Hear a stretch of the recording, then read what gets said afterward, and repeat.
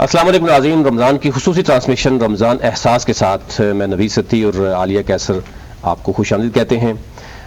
Programme का बाकायदा आगाज़ तो हम करेंगे, लेकिन इसके साथ साथ सबसे पहले मैं आपसे कुछ चीज़ें चाह रहा हूँ कि शेयर करूँ। एक तो हम देख रहे हैं कि मौसम में बड़ी तब्दीली आलिया जो है वो अभी आ रही है। उसके साथ साथ जो है वो दूसरा अशरा जो है वो हम देख रहे हैं कि वो भी उरूज पे जाता हुआ नज़र आ रहा है, और मगफरत के लिए हम देख रहे हैं कि तमाम मुस्लिम उम्मा जो है वो मगफरत के लिए मुख्तलिफ जो हमें नज़र आता है कि दूसरे अशरे में काम हो रहा होता है। फिर तीसरे अशरे में मज़ीद हम ये देख रहे हैं कि तेज़ी आ जाती है रमज़ान मुबारक में। लेकिन एक चीज़ जो हम चाह रहे होते हैं कि हमारे जो नाज़रीन सुनने वाले हैं, देखने वाले हैं, और फिर हम जो जिन बुलाते हैं यहाँ पर जितने मेहमान होते हैं, हमारी कोशिश ये ज़रूर होती है जो आपके सवालात होते हैं, जितने भी हमारे कारीन हैं, देखने वाले हैं, जो आप सवालात भेजते हैं, डॉक्टर्स यहाँ पे मौजूद होते हैं, मुख्तलिफ रिलीजियस स्कॉलर्स भी होते हैं, उनसे भी हम आपके जो सवालात लेते हैं। और इसके साथ साथ कि इस माह में स्पेशली अगर हम बात करें तो या इस माह में हम इसको मश्क के तौर पे अगर हम लेते हैं तो बाकी जो 11 माह में हमें उसके असरात क्यों नहीं नज़र आते। इस पर हम ज़रूर हर रोज़ बात करते हैं कि किस तरीके से हमारे यहाँ इस एक माह में, इस के बबरकत माह में हम जो प्रैक्टिस कर रहे होते हैं वो हमें बाकी के 11 माह में क्यों नज़र नहीं आते। ये इस पर अगर आलिया बात करें अभी, क्योंकि दूसरा अशरा है, मगफिरत का अशरा है, और अब क्योंकि बड़ी बड़ी हम देखें तकारीब भी हो रही हैं आने वाले 1-2 दिन में, बल्कि कल ही मैं देखूं तो जो 15 रमज़ान मुबारक है उस दिन जो है वर्ल्ड आर्फन डे भी मनाया जाता है।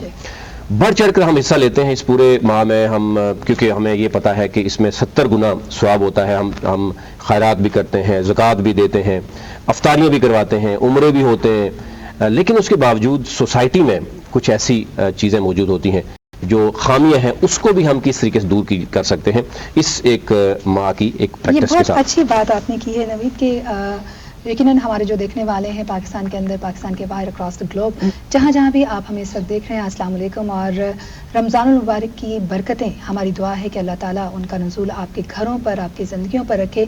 जो आपने बात की वो ये है कि जो असल रमज़ान का मकसद है, यानी इस महीने में, वैसे तो अगर हम इस्लामी कैलेंडर के हिसाब से बात करते चलें तो 9वां, लेकिन बाकी के 11 जो महीने हैं साल की बात करें उसमें, तो ये हमारे लिए एक प्रैक्टिस का वक्त होता है। लेकिन इसमें अगर हम हकीकी मायनों में अपनी इस्लाह नहीं करते हैं, वो जो तरबियत का एक अमल है जो ये रमज़ान हम तक लेकर आता है, तो फिर जो मसाइल, जैसे आपने कहा कि इसके बावजूद भी कि हम नेकी की राह इख्तियार करने की कोशिश करते हैं, बख्शिश रहमत तलब करते हैं, पर मसाइल अपनी जगह रहते हैं। उसकी वजह यह है कि हमारे अंदर की जो मैं है हम उसको ख़त्म करना नहीं सीखते अल्लाह ताला की खुशनुदी के लिए। बड़ी एक छोटी सी बात है कि जब कोई छोटा बच्चा घर में रोज़ा रख लेता है तो पूरा दिन माँ, घर के बड़े उसको बड़ी प्यार की निगाह से देखते हैं, अफ्तारी में उसके लिए ख़ास एहतमाम किया जाता है, उनको ख़ास तोहफ़े दिए जाते हैं। तो आप सोचिए कि वो पाक परवरदिगार जो कि 70 माहों से ज़्यादा प्यार करने वाला है, अगर हम उनकी खुशनुदी के लिए रोज़ा रखते हैं, क्योंकि अल्लाह ताला इरशाद बारी ताला है कि रोज़ा मेरे लिए है और इसका अजर मैं ही दूंगा, तो आप सोचिए कि वो क्या अजर होगा और उसके लिए हमें कितनी मेहनत करनी होगी। तो दुआ है कि वाकई ही हम इस बात को समझ पाएं और दिल से अपने अंदर की जो कदूरतें हैं उनको दूर करें, जो हमारे अंदर कोताहियां हैं, जो गलतियां हैं, जो खामियां हैं, हम उनको बाहर निकाल फेंकें और एक अच्छा प्रैक्टिकल जो मुसलमान है अपने किरदार से जो जाहिर करें। जैसे कि नबी साहब कल बात हो रही थी कि दीन तो जो है वो 90% बाहर है मस्जिद से, हमने मस्जिद के अंदर तो सिर्फ नमाज अदा करनी है, बाकी हमारा किरदार है जो हमने माशरे तक लेकर जाना है। तो यकीनन इसी पर हम बात भी करेंगे। तारुफ हम अपने मेहमानों का करवाते चलें, क्योंकि ज़ाहिर प्रोग्राम का जो बाकायदा आगाज़ है वो बातचीत से पहले तलावत से होता है, लेकिन क्या मेहमान शख्सियत हमारे साथ किसने ज्वाइन किया है और क्या क्या बातचीत होगी उसका थोड़ा सा आपको अंदाज़ा रहेगा। मजहबी स्कॉलर है हमारे साथ अल्लामा मीसम अहमद, अस्सलाम वालेकुम जी, बहुत शुक्रिया हमें ज्वाइन करने के लिए। उनके साथ तशरीफ़ फरमा है समीउल्लाह, सोशल वर्कर हैं और इस वक्त ख़ास तौर पर तैलेसीमिया के हवाले से बड़ा काम है, तो उस पर इनसे हम बात करेंगे। अस्सलाम वालेकुम जी, बहुत शुक्रिया हमें ज्वाइन करने के लिए। उनके साथ तशरीफ़ फरमा है कारी मोहम्मद शहजाद, तलावत की सादत जो है वो हम हासिल करेंगे आपसे। अस्सलाम वालेकुम जी, बहुत शुक्रिया हमें ज्वाइन करने के लिए। اس طرف میں آتی چلوں تو ریحان طاہر ہمارے ساتھ موجود ہے، اگین سوشل ورکر بھی ہیں اور اس کے ساتھ ساتھ دیگر بڑے اہم خدمات جو ہیں وہ اپنے فیلڈ میں رہتے ہوئے سر انجام دے رہے ہیں. انشاءاللہ اس پر ہم بات کریں گے. ریحان بہت شکریہ ہمیں جوائن کرنے کے لیے. اگین بڑی اہم شخصیت، کیونکہ آپ کے سوال جو ہیں جہاں ہمارے لیے اسلامکلی جو ہماری زندگی ہے کس طرح سے گزاری جائے، رمضان کے کیا وظائف ہیں، ان کے کیا اوصاف ہیں، ان پر آپ پوچھتے ہیں. وہیں یہ ضرور پوچھا جاتا ہے کہ ڈاکٹرز جو ہیں وہ ہمارے جو مسائل ان کو کس طرح سے دور کر سکتے ہیں. تو ہمارے ساتھ ڈاکٹر داور حسین موجود ہیں. السلام علیکم جی، بہت شکریہ ہمیں جوائن کرنے کے لیے. گیسٹرو انٹرولوجسٹ ہیں، یعنی جگر کے معدے کے جو امراض ہیں ان کو ڈیل کرتے ہیں، تو اس پر ہم بات کریں گے. اور ان کے ساتھ تشریف فرما ہے سردار بلال عتیق، یہ بھی سوشل ورکر ہیں، ان سے بھی ہم بات کریں گے آج کے اس پروگرام میں. بہت شکریہ ہمیں جوائن کرنے کے لیے بلال. واپس چلتے ہیں نوید، باقاعدہ تلاوت سے آغاز کرتے ہیں ہم اپنے آج کے پروگرام کا. قاری محمد شہزاد ہمارے ساتھ موجود ہیں، ان سے میں ریکویسٹ کروں گی کہ ہمیں یہ سعادت نصیب فرمائیں تلاوت قرآن کریم ہم سن سکیں. أعوذ بالله من الشيطان الرجيم.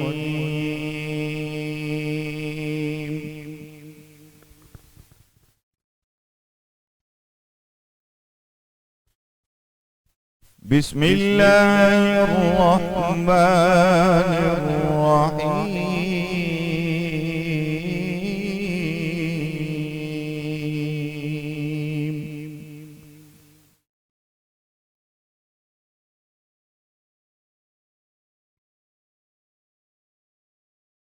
خلق الإنسان من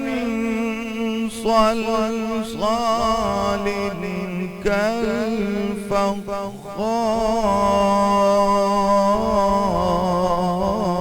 كالفخار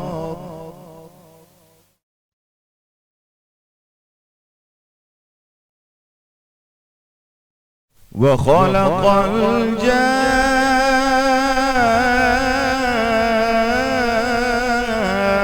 الجان من مارج من نار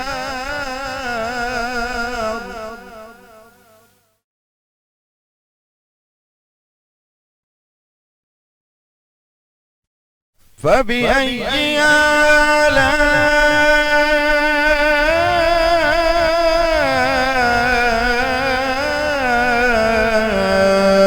آلاء ربكما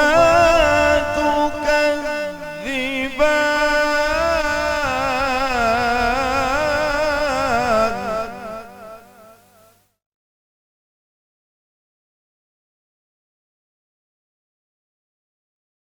مرج البحرين يلتقيان بينهما برزخ لا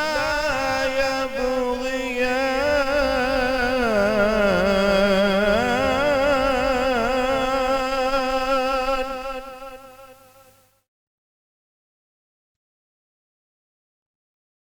فبأي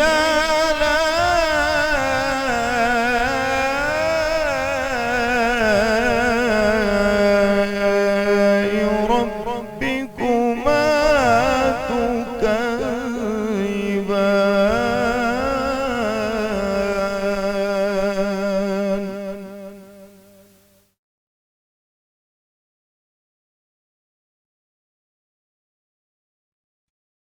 يخرج منهما اللؤلؤ والمرجان فبأي آلاء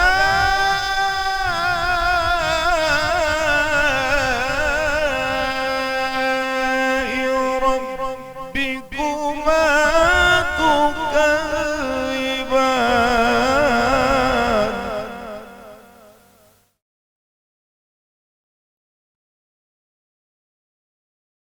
وله الجوار المنشآت في البحر كالأعلام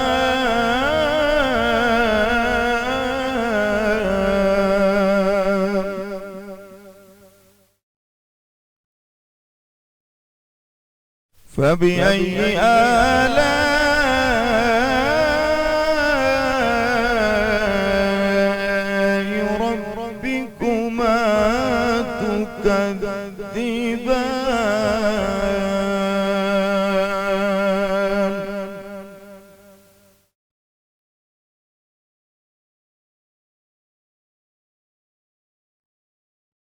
كل من عليها فان ويبقى وجه ربك ذو الجلال والإكرام.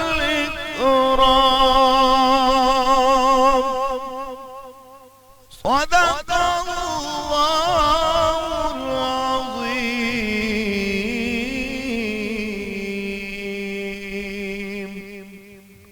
माशाल्लाह कारी व मशरात हमारे साथ मौजूद हैं.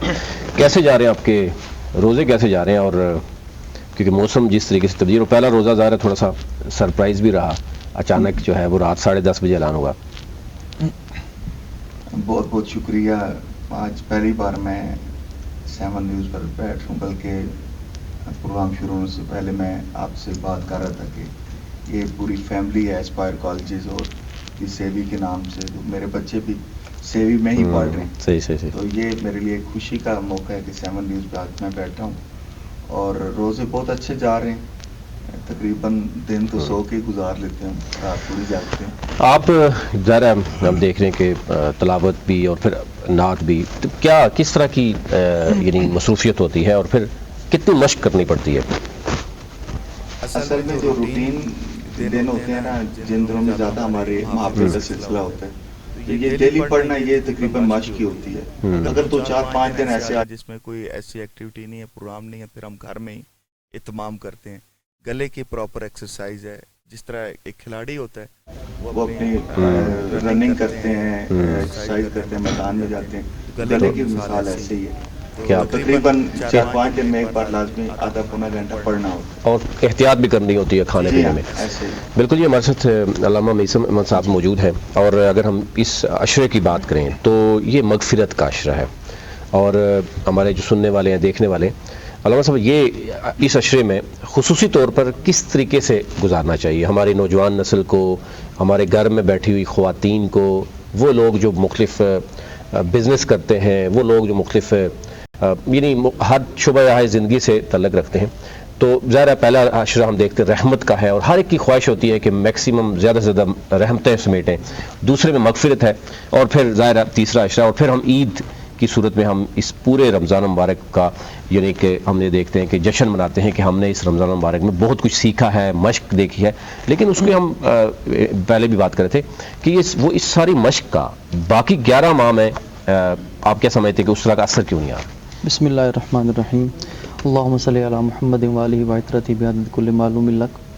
जिस तरह आपने इंट्रो में ये बात इरशाद फरमाई है कि हमारे यहाँ जो रमज़ान है या रोज़ा है उसके असरात हमें बाकी सालों में नज़र नहीं आते. बुनियादी तौर पर हमारे यहाँ जो मिसकॉन्सेप्शन है, जो बिल्कुल बुनियादी सतह पे, वो ये है कि हमने इस्लाम को महज चंद रिवायात तक महदूद कर दिए, चंद इबादात का नाम हमने इस्लाम रख लिए. जबकि हुज़ूर रहमत आलम सल्लल्लाहु अलैहि वसल्लम ने इरशाद फरमाया कि बंदा मोमिन इबादात से नहीं पहचाना जाता, वो अपने मामलात से पहचाना जाता है. बिल्कुल सही. हमारे यहाँ अलमिया ये है, लेकिन हुकूकुल इबाद से ये नहीं पहचाना. बिल्कुल सही. आपकी अल्लाह ताला के साथ आपका अल्लाह ताला की मखलूक के साथ ताल्लुक़ कैसा है, आपका बर्ताव कैसा है, रवैया कैसा है. और ये बुखारी शरीफ की रिवायत है कि एक औरत थी, वो नमाजें भी पढ़ती थी, रोज़े भी रखती थी, उसके हुकूकुल्लाह सारे तकरीबन पूरे थे, लेकिन उसने एक जानवर को अज़ियत दी, उसको तकलीफ़ में मारा. तो हुज़ूर अलैहिस्सलाम ने फरमाया कि मैं उसको दोज़ख में देख रहा हूँ. अब इबादात जो हैं, रोज़ा बुनियादी तौर पर ये ईसार का नाम है, कुर्बानी का नाम है कि आप सुबह से लेकर शाम तक आप एक घर में मौजूद हैं, आपको कोई देखने वाला नहीं है, खाने की चीज़ें, पीने की चीज़ें, ठंडा पानी सब कुछ मौजूद है, आपको भूख भी लग रही है और प्यास भी लग रही है, तलब भी है, लेकिन इस सब के बावजूद आप खाना भी नहीं खा रहे, पानी भी नहीं पी रहे. तो अल्लाह ताला का वो जो डर है, तो रोज़ा ये एक वर्कशॉप है. हमें रोज़ा इस बात की ट्रेनिंग देता है कि जिस तरह हम हलाल चीज़ों को 1 महीने के लिए छोड़ देते हैं, बाकी 11 महीने भी हम अल्लाह ताला की तरफ से उन हराम की हुई चीज़ों को छोड़ दें, जो अल्लाह ताला ने हम सब पर اسلام کی روح سے منع کر دی ہیں. اب روزے کی روح کو سمجھنے کے لیے یہ سمجھنا بہت ضروری ہے کہ حضور صلی اللہ علیہ وآلہ وسلم نے رمضان المبارک کے علاوہ بھی جو ایثار کا درس دیا، جو قربانی کا درس دیا، یا جو اسلام کی تعلیمات میں ہمیں ایثار کے حوالے سے چیزیں ملتی ہیں. آپ دیکھیں کہ صحابہ کرام رضوان اللہ تعالیٰ علیہ مجمعین جس وقت مہاجرین مکہ سے نکل کے مدینہ شریف کی طرف آتے ہیں تو ان کے پاس اپنے بدن کے اوپر جو کپڑے تھے اس کے علاوہ کچھ بھی نہیں تھا. ان کی جائیدادیں، وہ امیر تھے، کروڑ پتی تھے یا ارب پتی تھے، وہ سب کچھ پیچھے رہ گیا تھا. لیکن جب وہ مدینہ میں آئے تو وہ بالکل خالی تھے. اب یہ ایثار کی سب سے بڑی مثال ہے اس کائنات میں کہ حضور علیہ الصلوۃ والسلام کے صرف ایک فرمان پر آپ کے جو انصار صحابہ تھے انہوں نے اپنا سب کچھ ان کے حوالے کر دیا. 50% بالکل صحیح. اپنے گھر میں انہوں نے دیوار کھینچ دی. تو روزہ بیسیکلی ہماری یہ ٹریننگ ہے کہ ہم خود اپنا پیٹ کاٹ کے اپنے ساتھ والے بھائیوں کا خیال رکھیں. یہ اسلامی تعلیمات کا نچوڑ نہیں ہے کہ قرآن مجید میں اللہ تعالیٰ ارشاد فرماتے ہیں ارأیت الذی یکذب بالدین فذلک الذی یدعو الیتیم ولا یحض علی طعام المسکین، کہ اے حبیب آپ نے دیکھا اس شخص کو یہ دین کو جھٹلاتا ہے. اب یہ ایک ایلیگیشن ہے کہ اللہ تعالیٰ فرما رہا ہے یہ دین کو جھٹلا رہا ہے. اے رب کائنات اس نے کیا کام کیا کہ یہ دین کو جھٹلانے والا ہو گیا؟ فرمایا فذلک الذی یدعو الیتیم، یہ یتیم کو کھانا کھلانے کی دعوت نہیں دیتا، یہ اپنے قریب جو اس کے مسکین لوگ ہیں ان کا خیال نہیں رکھتا. اس کے بارے میں اللہ تعالیٰ فرما رہے ہیں کہ اس کا دین کے ساتھ کوئی تعلق ہی نہیں ہے. یعنی اخلاقی طور پر وہ بندہ خود کو مسلم کلیم ہی نہیں کر سکتا جو دوسروں کا خیال نہیں رکھنا جانتا. اچھا علامہ صاحب، آپ نے جو بات کی حقوق العباد پہ بہت زیادہ ایمفسائز جو ہے وہ کیا جاتا ہے. جیسے آپ نے کہا کہ ہمارے ارد گرد ہم لوگوں کا خیال نہیں رکھتے لیکن عبادات پر ہمارا بہت زیادہ زور ہوتا ہے، اور خاص طور پہ جب ہم عشرۂ مغفرت کی بات کرتے ہیں تو ہم وہ مختلف دعائیں ڈھونڈ رہے ہوتے ہیں کہ جن کے ذریعے سے ہماری بخشش ہو جائے. لیکن ہم یہ نہیں دیکھتے کہ ہمارے ساتھ جو ناراض شخص ہے کیا ہم نے اس سے بھی معافی طلب کرنی ہے. ہم یہ نہیں دیکھتے کیا ہم نے اپنی جانوں پہ جو ظلم کیا کیا ہم خود کو معاف کرنا سیکھتے ہیں. تو یہ جو مغفرت ہے، مغفرت کا عشرہ ہے، اس کا کیا بیسیکلی براڈر سائڈ پر اگر دیکھیں تو کیا مقصد کیا ہے اس کا؟ یہ کیسے ہم اس کے بہترین جو اس کے اوصاف ہیں وہ حاصل کر سکتے ہیں؟ جس طرح آپ نے فرمایا ہے نا کہ ہمارے ہاں دعائیں تلاش کی جاتی ہیں، تو حضور علیہ الصلوۃ والسلام ارشاد فرماتے ہیں کہ قیامت کے دن ایک بندہ اللہ کی بارگاہ میں پیش ہوگا، اللہ تعالیٰ اس کو فرمائے گا میں پیاسا تھا تو نے مجھے پانی نہیں پلایا، میں بھوکا تھا تو نے مجھے کھانا نہیں کھلایا، میں بیمار تھا تو نے میری عیادت نہیں کی. وہ عرض کرے گا رب کائنات تو ان عوارض سے پاک ہے، تو بادشاہ ہے، مالک ہے، ان تمام کمزوریوں سے پاک ہے. تو رب کائنات فرمائے گا کہ تیرے گھر کے پاس تیرے پڑوس میں تیرا جاننے والا بیمار تھا، تو نے اس کی عیادت نہیں کی، اگر تو اس کی عیادت کرنے آ جاتا تو مجھے وہیں پاتا. یہی مغفرت ہے. آپ اللہ کو پا لیں، آپ رب کائنات کو راضی کر لیں، یہی مغفرت ہے. اور یہ روزہ میں نے جیسے پہلے عرض کیا نا کہ عشروں کی جو تقسیم ہے اس سے ہٹ کے آپ یہ دیکھیں کہ روزہ بیسیکلی ہمیں سکھاتا کیا ہے. مغفرت کا عشرہ حضور علیہ الصلوۃ والسلام کی حدیث مبارکہ ہے، پہلا عشرہ رحمت ہے، دوسرا مغفرت ہے، اور تیسرا نجات ہے آگ کی دوزخ سے. تو مغفرت کا عشرہ بنیادی طور پر اللہ تعالیٰ سے مغفرت طلب کرنے کا، اب یہ کہہ لیں کہ سیل لگی ہوئی ہے مغفرت کی. آپ کوئی بھی کام کریں جس سے اللہ تعالیٰ راضی ہو جائے گا تو اللہ تعالیٰ آپ کی مغفرت فرما دے گا. بالکل، دوبارہ آپ کی طرف آئیں گے اور ریحان طاہر صاحب وہاں سے موجود ہیں. جو بات علامہ صاحب نے کی وہ میں اگر ریحان طاہر صاحب سے پوچھوں کہ یہ کیونکہ ذرا انسانیت کی خدمت کر رہے ہیں، اور ڈیفینیٹلی جب ہم بات کرتے ہیں حقوق العباد کی، احساس کی، ایثار کی، تو ظاہر ہے آپ ماشاءاللہ آپ کی تنظیم اتنے عرصے سے کام کر رہی ہے. رمضان میں ویسے سب سے پہلے تو یہ بتائیے کہ روزے کیسے جا رہے ہیں اور رمضان میں کس طرح کی روٹین ہوتی ہے؟ تو ویسے تو پورے سال چیزیں ہوتی ہیں لیکن رمضان میں اسپیشلی جو ہے وہ کس طرح کی روٹین ہوتی ہے؟ جی بہت شکریہ سب سے پہلے آپ کا، آپ کی پوری ٹیم کا، اور کیونکہ پروگرام بھی رمضان احساس کے ساتھ ہے تو رمضان حقیقی طور پر میں سمجھتا ہوں کہ ہم سب کے لیے ایک احساس کا جذبہ ہے جس کی فکر اور جس کے لیے ہم سب کو ایک لگن کی طرف آگے بڑھنا ہے.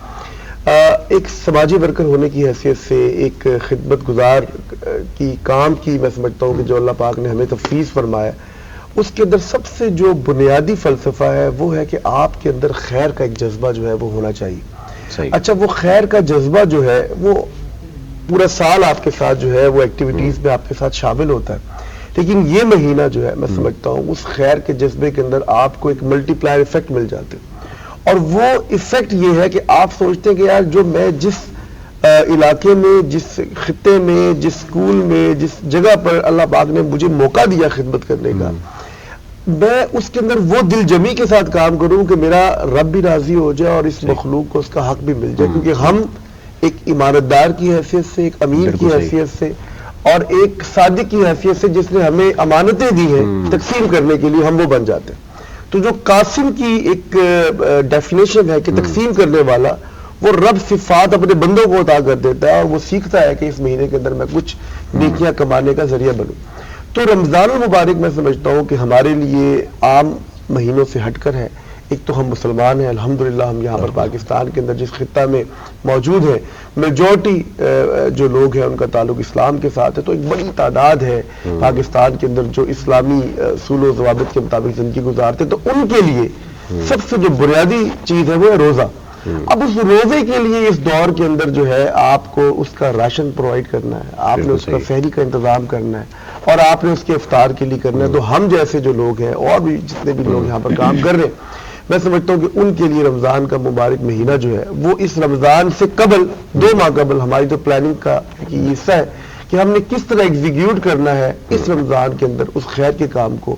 اور لگاتار جو کوئریز ہیں، انکوائریز ہیں، وہ روٹین میں جہاں پر ہم شاید کم کام کرتے ہوں، ہمارے کام کا دورانیہ کچھ بڑھ جاتا ہے. اور یہ انکوائریز بھی اکراس ٹائم چلتی رہتی ہے. پلاننگ ایک کرنی ہوتی ہے ہمیں، آپ لوگوں کو بھی آبویسلی. میں آپ سے پوچھنا چاہوں گی، اس وقت معاشرے کے اندر بہت سے مسائل اور معاشی لحاظ سے اگر دیکھا جائے تو لوگوں کو بہت چیلنجز درپیش ہیں. عام آدمی کی استطاعت سے باہر ہوتا جا رہا ہے اپنے دسترخوان پہ 2-4 چیزیں رکھ کے کھانا ہی جو پورا کرنا. ایسے میں آپ کیا سمجھتے ہیں، آپ کی آرگنائزیشن کیا کام کر رہی ہے اور کس طرح کے چیلنجز آپ کو درپیش ہیں ان لوگوں کو حل کرنا؟ دیکھیے، سب سے پہلے جس طرح ابھی گفتگو ہوئی وہ مجھے بات یاد آ گئی کہ وہ ورنہ اطاعت کے لیے کچھ کم نہ تھے کرو بیاں، درد دل کے واسطے پیدا کیا انسان کو. ہم لوگ ہیں، جو ہماری سوچ ہے، ہمارا جو ویژن ہے، آرگنائزیشن کا ویژن ہے، ہم یہ چاہتے ہیں کہ سب سے پہلے معاشرے میں تبدیلی جو ہے وہ تعلیم کے ذریعے ممکن ہے. اور جس کے لیے پورے پاکستان میں ہمارا جو ورلڈ وائڈ پروگرام ہے، اس پہ پاکستان کی اگر میں بات کروں جہاں پر 52 کنٹریز میں مسلم ہینڈز کام کر رہی ہے، وہاں اسپیسیفکلی پاکستان کے اندر ہم 52,000 بچوں کے کسٹوڈین ہیں، جو کہ ایک بہت بڑا نمبر ہے. اس میں 135 گورنمنٹ آف پنجاب کی جو PSSP کے تحت چلنے والے سرکاری سکولز ہیں جن کو ہم نے اڈاپٹ کیا ہے، جو آپ کو GT روڈ پہ اور اس کے ارد گرد نظر آئیں گے. دوسرا سیف سندھ ایجوکیشن فاؤنڈیشن کا ایک ماڈل ہے، اس میں بدین ڈسٹرکٹ کے 20 سکول ہم نے اڈاپٹ کر لیے. ایک ڈسٹرکٹ کو ایک ایسا مثالی بنا دے جہاں پر تعلیم کی فراوانی ہو اور ایک معیاری تعلیم آپ غریب کے بچوں کو دے سکے.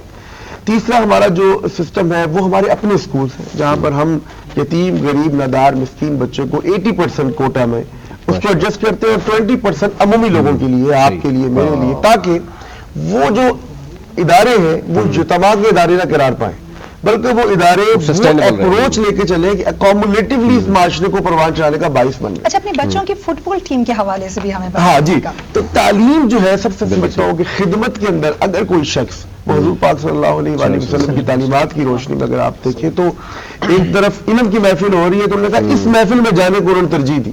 تو ہم ایک بچے کو جو غریب ہے، یتیم ہے، مسکین، اس کا باپ نہیں رہا، اس کی ماں نہیں رہی، اس کو تعلیم دے دیں اور اس کو تعلیم کے ساتھ، اس کی معیاری تعلیم کے ساتھ، اس کو ایک لنچ، اس کو اس کی اسٹیشنری، اس کو اس کی یونیفارم، اس کو اس کی کتابیں، اس کو اچھی تعلیم کا. آج کے دور میں ٹرانسپورٹ کی تمام فیسلٹیز ہم ڈونرز کے تعاون کے ساتھ پورے پاکستان میں، نہ صرف پاکستان میں، مڈل ایسٹ میں اور افریقہ میں الحمدللہ. سوڈان کا سب سے بڑا تعلیمی ادارہ مسلم ہینڈز کا ہے، صومالیہ کے اندر سب سے بڑا یتیم بچوں کا ادارہ مسلم ہینڈز کا ہے، نائجر، مالی میں خود وزٹ کر چکا ہوں، سب سے بڑا ادارہ مسلم ہینڈز مسلمانوں کی بہت بڑی ایک ایسا ویو دے رہا ہے دنیا کو کہ یار یہ بھی وہ لوگ ہیں جو خدمت کرنے والے. جہاں تک آپ نے بات کی تعلیم کی، میں سمجھتا ہوں خدمت کا جو شعبہ ہے جس کی ضرورت ہے. دوسرا ہے بچوں کے گرد ڈفرینٹ ایسے ایلیمنٹس ہیں جن کے اوپر ہمیں کام کرنے کی ضرورت ہے. تو 2014 میں ہمیں رابطہ کیا، ہمارے کراچی میں ایک آرگنائزیشن تھی کہ وہ ورلڈ کپ میں لیاری سے ایک ٹیم انہوں نے تیار کی فٹ بال کی، کہ ہم ان کو لے کے جانا چاہتے ہیں اور ان کے پاس اخراجات نہیں ہیں جس کی بنیاد پہ وہ برازیل ورلڈ کپ میں شرکت کر سکے. تو ہم نے اس کے اندر جو ہے اپنی انٹروینشنز کی، ڈونرز کو انگیج کیا اور وہ پہلی دفعہ پاکستان کی ٹیم جو ہے اس ورلڈ کپ میں انہوں نے شرکت کی، 3ری پوزیشن حاصل کی. اس کے بعد یہ سلسلہ چل نکلا. ہم نے کہا کہ یار پاکستان کے وہ گلی کوچوں کے بچے، وہ احمد، وہ شایان، وہ عمر، جو مطلب کہ کسی تندور پہ کام کرتا ہے، جو کہیں پر جو ہے گاڑیوں کی ڈینٹنگ پینٹنگ کرتا ہے اور اس کی عمر 16 سال ہے، وہ 3ری کلاس سے اپنی تعلیم کو چھوڑ چکا ہے، وہ پڑھ بھی نہیں سکتا، لیکن ٹیلنٹ اس کے اندر موجود ہے, وہ فٹ بال اچھی کھیل لیتا ہے. اور فٹ بال ہی کیوں, عالمی جو ادارے ہیں, اقوام متحدہ کی میں بات کروں تو اسپورٹس فار ڈیولپمنٹ کو سسٹینیبل ڈیولپمنٹ گول میں سب سے زیادہ ویلیو دی جا رہی ہے. اور جو فٹ بال ہے اس کو آئیکن بنایا گیا ہے ڈیولپمنٹ کے حوالے سے. کیوں کہ یہ فٹ بال جو ہے ایک تو 22 لوگوں کو انگیج کرتا ہے, بڑی سستی گیم ہے. آپ گلی کچوں میں کسی غریب کو اگر آپ انگیج کرنا چاہتے ہیں کسی بچے کو تو آپ اس کو وہ دیں. دوسرا, اس کھیل سے آپ بچے کی فرسٹریشن کو دور کرتے ہیں, اینگزائٹی کے ایلیمنٹ کو ختم کر دیتے ہیں. اور تیسرا یہ ہے کہ آپ بچے کو معاشرتی برائیوں سے بچا کر اس کو ایک ایسے کھیل میں لے کر آ رہے ہیں جس کے ذریعے وہ اپنے آپ کو ایک توانا اور ایک ایسا سیلف کانفیڈنس نشو نما اس کی بن جاتی ہے. اور آپ بچوں کو بلنگ سے بچا رہے ہیں, بچوں کو آپ جو ہے وہ جو آج کل معاشرے میں جو کرائم ہے جس کے اندر خاص طور پر ایک حساسیت کا جو ایلیمنٹ ہے وہ یہ ہے کہ آپ چائلڈ پروٹیکٹ کر رہے ہیں. آج کا بچہ جو کسی گاما, ماجا, چھوٹو اور کسی اور نام سے پہچانا جاتا ہے, آپ اس کو شناخت دیتے ہیں, آئیڈینٹی دیتے ہیں. تو نمبر 1 ہم اس کی آئیڈینٹی پہ کام کرتے ہیں. کتنے بچوں کا پاسپورٹ پہلی دفعہ بنا, جو بچے ناروے گئے, اس کے بعد گوتھیا کپ چائنا میں ہم لے کر گئے, پھر ورلڈ کپ رشیا کا کھیلا. اور آپ کی میں سمجھتا ہوں کہ یہ سب کے لیے اعزاز ہے جو یہاں پر دوست موجود ہے کہ 2022 کے ورلڈ کپ میں ہم قطر میں گئے, دوحہ ورلڈ کپ میں. یہ اسٹریٹ چائلڈ یونائٹڈ ایک انٹرنیشنل ادارہ ہے, جہاں پر ورلڈ کپ ہوگا اس سے پہلے بچوں کا ورلڈ کپ ہوگا. تو پاکستان کی یہ تیسری عالمی ورلڈ کپ میں شرکت تھی. اور آپ کو یہ حیرانگی ہوگی کہ ان 10 بچوں کی جو اسکواڈ ٹیم تھی, جس کو کوچ رشید صاحب جو پاکستان فٹ بال ٹیم کے کوچ رہے آج کل, وہ ہمارے ساتھ انگیج ہیں. 28 ملکوں میں ہماری ٹیم رنر اپ رہی. مصر سے ورلڈ کپ میں فائنل پلنٹی ککس پہ ہار گئے. اور یہ وہ سارے بچے تھے جو پاکستان کے مختلف علاقوں میں, اس میں ایک بچہ لیٹرلی میں آپ کو بتاؤں جو تندور پہ کام کرتا ہے, ایک الیکٹریشین تھا, ایک بچہ جو ہے وہ ڈینٹنگ پینٹنگ کا کام کرتا تھا. اور اب یہ جو بچے ہیں, یہ بچے ہم سکسیس سٹوری صرف لے کے جا رہے تھے کہ ان بچوں کو کسی نہ کسی کلب کے ساتھ یا کسی نہ کسی وسائل کے ساتھ انگیج کریں اور یہ معاشرے میں اپنا وقار پیدا کریں. دیکھیں یہی ماڈل ہے, ایک وقفے کے لیے کہا جا رہا ہے لیکن یہی ماڈل ہے. اگر ہمارے جو ادارے ہیں وہ بچوں کی سب سے پہلے تربیت, یعنی تعلیم و تربیت, پھر ان کا صحت کا معاملہ, اور پھر اگر ان کو ایکٹیویٹیز یعنی جیسے سپورٹس ایکٹیویٹیز ڈیفینیٹلی, پھر اس کے ساتھ ہم روزگار جو ادارے دیں گے تو یہ ملک, اس میں جو نوجوان ہیں یہی مستقبل ہے اس پاکستان کا. اور اگر ہم یہی چیزیں نہیں کریں گے تو ڈیفینیٹلی پھر ہمارا رخ کس طرف ہوگا یہ خطرناک بتایا جاتا. تو یہ ایک اچھی بات یہ ہے کہ ہمارے ادارے ایٹ لیسٹ اب وہ کام کر رہے ہیں جس کی ہمیں ضرورت ہے, اشد ضرورت ہے. ایک وقفہ لیتے ہیں اور وقفے کے بعد واپس آتے ہیں تو گفتگو کا سلسلہ یہاں سے دوبارہ شروع کرتے ہیں. Welcome back. ایک بار پھر سے آپ کو خوش آمدید کہیں گے. آپ دیکھ رہے ہیں رمضان احساس کے ساتھ. میں ہوں عالیہ کیسر, نویس ستی اور ہماری مہمان شخصیات ہمارے ساتھ موجود ہیں. ٹرانسمیشن جاری ہے. بات کرتے ہیں ڈاکٹر داور حسین سے, ہمارے ساتھ موجود ہیں, گیسٹرونٹرولوجسٹ ہیں, امراض جگر اور معدہ دیکھتے ہیں. ڈاکٹر صاحب, ہم عمومی طور پر یہ بات کرتے ہیں کہ ہمارے لائف سٹائل جو ہے وہ بہت زیادہ امپیکٹ کرتی ہے ہمارے جگر کے اوپر بھی اور ظاہر ہے کہ معدے پہ بھی. تو بتائیے گا کہ کس طرح سے اس کے کیا امراض عام ہیں اور ان سے بچا کس طریقے سے جا سکتا ہے, اور خاص طور پہ جب رمضان ہے تو ہماری خوراک تبدیل ہوتی ہے, ہمارا لائف سٹائل چینج ہوتا ہے, تو کیا چیزیں ہیں جن کا خیال رکھنا پڑے گا؟ سب سے پہلے تو جی 7 نیوز کا اور آپ لوگوں کی پوری ٹیم کا بہت شکریہ. آپ لوگوں نے مدعو کیا اور یہاں پہ اظہار خیال کا موقع دیا. آپ کا جو سوال ہے جو معدے اور جگر سے ریلیٹڈ ہماری لائف سٹائل کے بارے میں, یہ بڑا امپورٹنٹ سوال ہے. ہماری لائف سٹائل جیسا کہ آپ کو پتہ ہے کہ with the passage of time جو ہے نا, ہم بہت زیادہ سیڈنٹری لائف سٹائل کے عادی ہو چکے ہیں. تقریباً 60 to 70% ہماری جو عوام ہے وہ سیڈنٹری لائف سٹائل, چاہے گاؤں میں بھی بیٹھے ہوں تو نا وہ اس طرح کی لائف سٹائل نہیں جس طرح پہلے ایکٹیو ہوتے تھے ہم لوگ. تو جس کی وجہ سے سب سے پہلے تو آپ کی جو ہے وہ باڈی میں چینجز میں یہ ہوتا ہے کہ ویٹ گین شروع ہو جاتا ہے, ٹھیک ہے, موٹاپا شروع ہو جاتا ہے. موٹاپا کے ساتھ ساتھ جو ہے وہ کولیسٹرول وغیرہ کا اضافہ شروع ہو جاتا ہے. تو ایک طرح سے آپ نے جو ہے نا دعوت دے دی ہے کہ جی میرا باڈی جو ہے میں نے آپ کو بیماریوں کے لیے ریڈی کر رہا ہوں میں, ٹھیک ہے. تو اس میں پھر معدے کا رول, ہمارا جو کھانا پینا جو ہے, ہماری ایٹنگ ہیبٹس جو ہیں, اس کا بڑا امپورٹنٹ رول ہے. ہمارا جس طرح ٹائم کے ساتھ ساتھ جو ہے نا ہم بہت زیادہ ہوٹل کے فوڈز, فاسٹ فوڈز اور جو ہے نا یہ بازاری کھانے جو ہم کھاتے ہیں, تو ان کا بڑا امپورٹنٹ رول ہے. اور تھرڈ میں جو ہے نا جگر سے ریلیٹڈ جو آپ پوچھ رہے ہیں, تو اس میں یہ ہے کہ ہمارے لائف سٹائل کی اس کی وجہ سے جگر کے اوپر بھی بڑا وہ افیکٹ پڑتا ہے, جس کو ہم کہتے ہیں کہ جگر کی چربی, آپ نے سنا ہوگا, فیٹی لیور, ٹھیک ہے نا. اس میں بھی جو ہے نا بڑا امپورٹنٹ رول ہے ہماری ڈائٹ کا. تو بہت ساری چیزیں ہیں جس میں ہم اسپائسی کھانے کھاتے ہیں, مسالے دار کھانے کھاتے ہیں. ہمارا سب کانٹیننٹ پاکستان انڈیا کا وہ ٹریڈیشن اس طرح کا کہ ہم لوگ جو ہے نا اسپائسی کھانے کھاتے ہیں, جس کی وجہ سے ہمارے جو معدے ہیں ان کے اندر جو تیزابیت کا جو وہ ہے ایسڈ پیپٹک ڈیزیز, اس کا بہت زیادہ ایک کمپلینٹ آتی ہے پیشنٹس کی. تو ہماری او پی ڈی میں اگر روزانہ 500 کی او پی ڈی ہوتی ہے تو تقریباً 350 پیشنٹ جو ہے نا وہ ایسڈ پیپٹک ڈیزیز کے آتے ہیں, باقی جو رہ جاتے ہیں وہ ہیپیٹائٹس کے آتے ہیں. تو ہیپیٹائٹس کا بھی بڑا ایک پریولنس بہت زیادہ ہے پاکستان میں, جس کے اوپر پھر کبھی گفتگو ڈیٹیل میں کریں گے. تو رمضان کے حوالے سے یہ ہے کہ رمضان میں ہمارا جو لائف سٹائل ہے وہ تھوڑا سا ڈفرینٹ ہو جاتا ہے. ہم دن کے ٹائم پہ جو ہے وہ تھوڑا سا اپنا روزے کے حالت میں ہوتے ہیں تو کھانا پینا ہمارا بند ہوتا ہے. بٹ ہم جو ہے نا ہمارے عوام جو ہے وہ ساری کسر جو ہے وہ سحری پہ اور افطار پہ وہ نکال لیتی ہے. ہمارا جو افطار کا جو پیٹرن ہے وہ یہ ہے کہ جی سب سے پہلے جی کھجور سے ہم کھولیں گے روزہ, اس کے بعد جو ہے نا چکنائی والی چیزیں, تلی ہوئی چیزیں, پکوڑے, سموسے اور یہ ساری چیزیں جو ہے نا ہم استعمال کرتے ہیں. اس کے بعد پھر ہم جو ہے فروٹ چاٹ وغیرہ کا بھی استعمال کرتے ہیں, اور اس کے بعد جو ہے پھر بہت زیادہ پانی وغیرہ پی لیتے ہیں.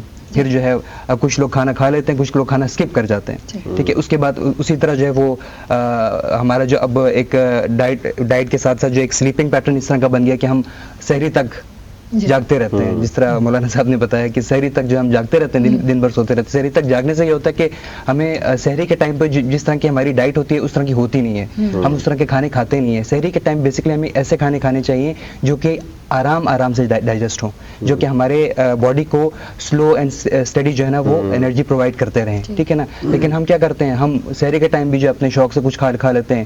آج کل کے جو بچے ہیں وہ تو کہتے ہیں کہ جی ہمیں سحری ٹائم برگر شرگر کھلا دیں. دلیا اس کے لیے بہترین مثال ہے جو سحری میں کھایا جائے. جی دلیا بہت اچھی, براؤن رائس جس کو کہتے ہیں نا, براؤن رائس بہت اچھا ہے. اس کے علاوہ ریڈ میٹ بہت اچھا ہے سحری ٹائم کے آپ کھانے کے لیے. ساتھ میں آپ کرڈ, دہی وغیرہ کا استعمال کریں جو کہ آپ کی باڈی کو نا وہ سسٹینڈ انرجی پرووائڈ کرتی رہتی ہے.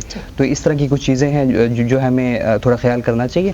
اور یہ کیا یہ جو رمضان میں اسپیشلی جی کھانے پینے کے حوالے سے ہم نے دیکھا کہ عوام بھی کنفیوز رہتی ہے. مختلف طرح کی کولڈ ڈرنکس کا استعمال ہوتا ہے, مختلف طرح کی چٹنیاں استعمال ہو رہی ہوتی ہیں, اور مکس اس طرح فوڈ کھاتے ہیں شاید ان کو علم بھی نہیں ہوتا کہ پانی کس وقت پینا ہے. اور اس کے بعد پھر یہ کہا جاتا ہے کہ افطار کے بعد جو ہے وہ ایک لمبی لائن ہوتی ہے ہاسپٹلز میں یا کلینکس میں. کیا احتیاط سمجھتے ہیں کہ ہونی چاہیے اور کھانے پینے میں اسپیشلی, کیونکہ اگر پورا دن ہم نے اگر روزہ رکھنے کا بیسکلی مقصد تو کیا ہے کہ آپ نے بھوکا رہنا ہے. بہت سی ایسی بیماریاں ہیں جو شاید روزے کی وجہ سے آج میڈیکل سائنس یہ بتا رہی ہے. ہم نے تو بہت پہلے اسلام نے تو اس بات کو سمجھا تھا, لیکن میڈیکل سائنس آج کہہ رہی ہے کہ روزہ آپ کو رکھنا چاہیے. اور مختلف مذاہب میں آپ دیکھتے ہیں کہ شاید اس کو کسی اور تناظر میں دیکھا جاتا ہے. پاکستان میں ہم یہ دیکھ رہے ہیں کہ یا اوور آل کہ میکسیمم زیادہ کھانے کی کوشش کی جاتی ہے کہ سحری کے وقت زیادہ کھایا جائے تاکہ کم سے کم بھوک لگے, اور پھر رات کو ایسا کھانے کھائے جاتے ہیں جس کی وجہ سے پھر ہاسپٹل جانا پڑتا ہے. تو احتیاط کیا ہے, کیا روٹین کیا ہونا چاہیے؟ آپ کے دونوں سوال بہت اہم ہیں اور بہت اچھے سوال ہیں. آپ کا جو دوسرا سوال ہے اس کے اوپر میں پہلے روشنی ڈالوں گا کہ جو رمضان کے جو روزے ہیں اس کی امپورٹنس کیا ہے ہماری باڈی کے لیے. تو جس طرح آپ نے شروع میں کہا کہ جی یہ اللہ تعالیٰ کی طرف سے ایک تحفہ ہے رمضان جو ہے نا وہ, اور اللہ تعالیٰ نے کہا ہے کہ روزہ رکھو اس کا اجر میں خود دوں گا. تو اس کا اجر صرف دنیاوی نہیں ہے, یہ ہماری باڈی کے ایک سیل تک آپ کو اجر ملتا ہے. اگر روزے کے زکات ہے ایگزیکٹلی اگر آپ روزے کے کانسیپٹ کو سمجھیں نا تو یہ بہت براڈ کانسیپٹ ہے اس کا. ٹھیک ہے, معاشرتی اصلاح اور ہمارے اندر احساس کا ایک کانسیپٹ تو ہے, بٹ جو میڈیکل اس کے اگر آپ بینیفٹس کی بات کریں نا تو بے تحاشا میڈیکل بینیفٹس ہیں. ٹھیک ہے, آپ روزہ رکھتے ہیں تو آپ ایک طرح کا اپنی باڈی کو اور اپنی ڈائجسٹو سسٹم کو ایک ریسٹ دیتے ہیں. ٹھیک ہے, جو پورا سال ہم ریسٹ نہیں دیتے. کسی بھی ٹائم ہم عام طور پر ہم 3 ٹائم کھانا کھاتے ہیں, اس کے علاوہ اسنیک کر دیتے, ہم 5 سے 6 مرتبہ جو ہے نا ایک عام انسان کھانا کھاتا ہے. تو ایک تو ہمارے باڈی کو پورا ریسٹ مل جاتا ہے. دوسرا یہ ہوتا ہے کہ ہمارا باڈی جب روزے کی حالت میں ہوتا ہے تو یہ اسٹریس کے اس میں چلا جاتا ہے. جب when your body is under stress, تو اسٹریس کی کنڈیشن میں جو ہے نا یہ اپنے جو ہے نا وہ امیونٹی کو اسٹرانگ کرتا ہے. ٹھیک ہے, تو ایک امیونٹی کو ریپلینش کرنے کا ایک موقع ملتا ہے باڈی کو, آپ کی امیونٹی اسٹرانگ ہوتی ہے. بہت ساری ایسی بیماریاں ہیں جس طرح میدے کے کینسر, اس طرح کے کینسر کی طرف جانے سے آپ کی باڈی کو بچاتا ہے یہ. ٹھیک ہے, اور تیسرا جو بہت امپورٹنٹ ہے کہ آپ نے دیکھا ہوگا کہ معاشرے میں ڈپریشن اور جو ہے وہ ذہنی بیماریوں کا بڑا ایک رجحان بہت ہے. تو اس میں کچھ روزوں کے بعد جو ہے نا آپ کی باڈی سے انڈورفنس ریلیز ہوتے ہیں جو کہ آپ کو اسٹیٹ آف ویل بینگ دیتا ہے, اور آپ کو نا ڈپریشن کی بجائے جو ہے نا آپ کو ایک خوشی کا، ایک اچھائی کا احساس دیتا ہے کہ آپ کی باڈی اچھا فیل کرتی ہے. تو یہ وہ چیزیں ہیں جو لوگوں کو نہیں پتا، شاید لوگ جو ہے نا اس کا احساس نہیں کرتے. تو جس طرح آپ کے پروگرام کا نام ہے کہ احساس کے ساتھ، تو اس میں لوگ اگر یہ احساس کر لینا کہ یہ ہمارے لیے اللہ تعالیٰ نے ایک موقع دیا ہے اپنی باڈی کے خیال رکھنے کا، اپنی باڈی کو بہت ساری بیماریوں سے بچانے کا ایک آپ کو ایک اپرچونٹی دی گئی ہے، تو لوگ شاید بہتر اویل کر پائیں. دوسرا جو آپ کا سوال ہے وہ تقریباً ہر جو پاکستان میں جو مسلمان ہیں اس کا سوال ہے کہ روزے میں کیا کھائیں کیا نہ کھائیں، افطاری کیسے کریں، روزہ کیسے کھولیں. تو جو میں فالو کرتا ہوں اور جو بہت سارے جو ڈاکٹرس ہیں، گیسٹرونٹالوجسٹ ہیں، اور جو فالو کرتے ہیں اور جو ایڈوائز بھی کرتے ہیں، وہ یہ ہے کہ آپ روزہ جو سنت ہے ایک کھجور کے ساتھ، ٹھیک ہے نا، 1 یا 2 کھجور کے ساتھ. اب ہمارا ماشاءاللہ سے حضور صلی اللہ علیہ وسلم نے اتنی بیسٹ ایگزامپل ہمیں سیٹ کر کے دی ہوئی ہے کہ کھجور سے کیوں کھولتے ہیں جی. کھجور سے کھولنے کا سب سے بڑا فائدہ یہ ہوتا ہے کہ it's a very quick source of energy, ٹھیک ہے نا، گلوکوز پرووائڈ کرتا ہے، اور اس کے اندر جو ہے میگنیشیم، پوٹیشیم اور سارے جو ہے نا وہ مائکرو نیوٹرینٹس ہوتے ہیں جو ہمارا باڈی پورے دن میں نہیں لے پاتا. تو ان سب کی ڈیفیشنسی جو ہے وہ 1-2 کھجوریں پوری کر دیتی ہیں آپ کی. ٹھیک ہو گیا. اس کے بعد جی آپ اس کے فوراً بعد جو ہے نا آپ تھوڑا سا پانی پیا کریں، کیونکہ ہمارا باڈی جو ڈی ہائیڈریٹڈ فارم میں ہوتا ہے، پانی نہیں پیتے تو وہ ڈی ہائیڈریٹڈ ہوتا ہے. ہمیں تھوڑا سا پانی پی لینا چاہیے، آدھا گلاس 1 گلاس پانی پینا چاہیے. اس کے بعد جو ہے نا تھوڑا سا فروٹ چاٹ کھائیں. یہ تلی ہوئی چیزوں سے جو ہے نا اوائڈ کرنا چاہیے. آلدو بہت مشکل کام ہے، دسترخوان پہ پڑا تو ہاتھ روکنا مشکل ہوتا ہے، لیکن کوشش کریں گے فروٹ چاٹ اس کے بعد کھائیں. اس کے بعد لیں بریک. اس کے بعد بریک لیں، آپ نماز شماز پڑھیں، ٹھیک ہے نا. اس کے بعد گھنٹے کا ایک بریک لے کے نا اس کے بعد آپ ڈائریکٹ ڈنر کریں. صحیح ہے. ہمارے یہاں پہ کیا دیکھا جاتا ہے کہ وہ افطاری کر لیتے ہیں اور ڈنر سکپ کر دیتے ہیں. بالکل ٹھیک ہے. یہ تلی ہوئی چیزیں، آلو پکوڑے اور ان سے وہ کر لیتے ہیں، سموسوں سے ڈنر سکپ کر دیتے ہیں. ہمیں اچھا سا ڈنر کرنا چاہیے، ٹھیک ہے. اور ڈنر میں ایسی چیزیں کھائیں جو ہضم ہو سکیں، کیونکہ ہضم ہوگا تو پھر آپ جو ہے نا سحری پہ کچھ کھا سکیں گے. پھر سحری پہ جس طرح آپ کو نے پہلے کہا کہ سحری پہ کوشش کریں ایسی چیزیں کھائیں جو کہ آرام سے ہضم ہو، ٹھیک ہے نا. ریڈ میٹ ہو گیا، پلسز ہو گئے، ٹھیک ہے نا. یہ ساری چیزیں جو ہے نا، اور دہی کا استعمال زیادہ کریں. پراٹھے، آلدو پراٹھے کا اس میں گھی کی کوانٹٹی اور وہ آئل کی وجہ سے لوگ منع کرتے ہیں، but paratha is a very good source of energy جو کہ آرام سے ہضم ہوتا ہے اور آپ کو تھرو آؤٹ ڈے جو ہے نا آپ کو انرجی پرووائڈ کرتا ہے. تو اس میں آئل کا خیال رکھیں، اور باقی paratha is a very good source of energy ہے سر. بالکل. آپ سے ڈیفینیٹلی اور بھی بہت سے ذہن میں سوال آتے ہیں. ذرا ڈاکٹر کا تعلق بڑا اہم ہوتا ہے روزے کے ساتھ، اور اوور آل بھی ہماری لائف سٹائل اس وقت بہت چینج ہو جائے گی. اور اسپیشلی کووڈ کے بعد ہم نے دیکھا کہ کووڈ سے پہلے کیا صورتحال تھی، اب اس کے بعد مختلف طرح کی اب بیماریاں جو ہے. بہت سے لوگ بات کرتے ہیں کہ جو ویکسینیشن تھی اس پر بھی بات کرتے ہیں، لائف سٹائل پہ بھی بات کرتے ہیں. اس پہ ہم بعد میں جائیں گے. ہمارے ساتھ سمیع اللہ موجود ہیں اور ان سے بھی جانتے ہیں. ہمارے ہاں ایک تو یہ چیز ہے کہ جو ایک خوشائند بات یہ ہے کہ ہماری جو نوجوان نسل ہے جو یونیورسٹیز میں ہے، کالجز میں ہے، اب وہ بھی سوسائٹی کی جو ایشوز ہیں اس کو سمجھتے ہوئے ہم یہ سمجھتے ہیں کہ وہ نہ صرف کوئی بھی اس طرح کا معاملہ ہو، فلڈز کے حوالے سے میں دیکھوں تو ہیڈ کویت کے حوالے سے ہو، تو ہماری نوجوان نسل کا بڑا اہم رول رہا ہے. تو سمیع اللہ مجھے بتائیے گا کہ آپ کس طریقے سے کام کر رہے ہیں، اور اس وقت کیونکہ آپ ایک یونیورسٹی میں پڑھ بھی رہے ہیں، تو ایک اچھی بات یہ ہے کہ ہمارے پاس اس وقت 65% یوتھ ہے. یوتھ کے حوالے سے آپ کیا پیغام دینا چاہیں گے؟ سب سے پہلے بتائیں روزہ کیسا جا رہا ہے اور آج کل کیا کر رہے ہیں آپ؟ سب سے پہلے تو میں آپ کا بہت مشکور ہوں، آپ اتنے اہم موضوع کو اس پروگرام میں لے کر آئے. اور دوسری بات میں یہ کرنا چاہتا ہوں کہ الحمدللہ میرے روزے بہت اچھے جا رہے ہیں. صحیح. اور سب کچھ صحیح سے جا رہا ہے. اچھا، آپ نے جو بات کی ہے کہ یوتھ کا اس ٹائم میں کیا رول ہے، کیونکہ اب جو معاشی اور معاشرتی حالات چل رہے ہیں اس ملک کے، تو وہ بہت مشکل حالات چل رہے ہیں. تو اس وقت ہم سب کا ایک کولیکٹیو ایفرٹس بنتی ہیں کہ اس معاشرے کو ہم اوپر لے کر آئیں. سب سے پہلے ہماری اس یوتھ کا یہ رول بنتا ہے کہ وہ اپنے آس پاس پہلے پہچانے کہ ہو کیا رہے ہیں، کیونکہ وہ اس سے نابلد ہیں. وہ ذرائع ابلاغ بے درے استعمال کر رہے ہیں، ڈفرینٹ جو ہمارے سوشل میڈیاز ہیں ان کا کنزیوم کر رہے ہیں، ان کا استعمال کر رہے ہیں. ان کو پتہ ہی نہیں ہے ملک کے حالات کیا ہیں، یا ان کو آگے فیوچر میں کیا کرنا ہے، مستقبل ان کا کیا ہے. سب سے پہلے تو ان کو سیلف اویئرنیس ہونی چاہیے کہ ان کا بھی کوئی مقصد ہے، کیونکہ 65% یوتھ ہے. لوگوں کے پاس تو یوتھ ہی نہیں ہے. ایسے ملک ہے وہ باہر سے مطلب لوگوں کو، ورکرز کو بلا رہے ہیں، اور ہمارے پاس اتنا بڑا ذخیرہ یوتھ کا، یعنی نوجوانوں کا، اور وہ ویسے ہی اس کو کوئی ڈائریکشن نہیں مل رہی یا وہ خود اس میں آگے نہیں آ رہے. تو سب سے پہلے تو ان کا یہ رول بنتا ہے کہ وہ اپنے آپ کو پہچانیں کہ وہ ہے کیا.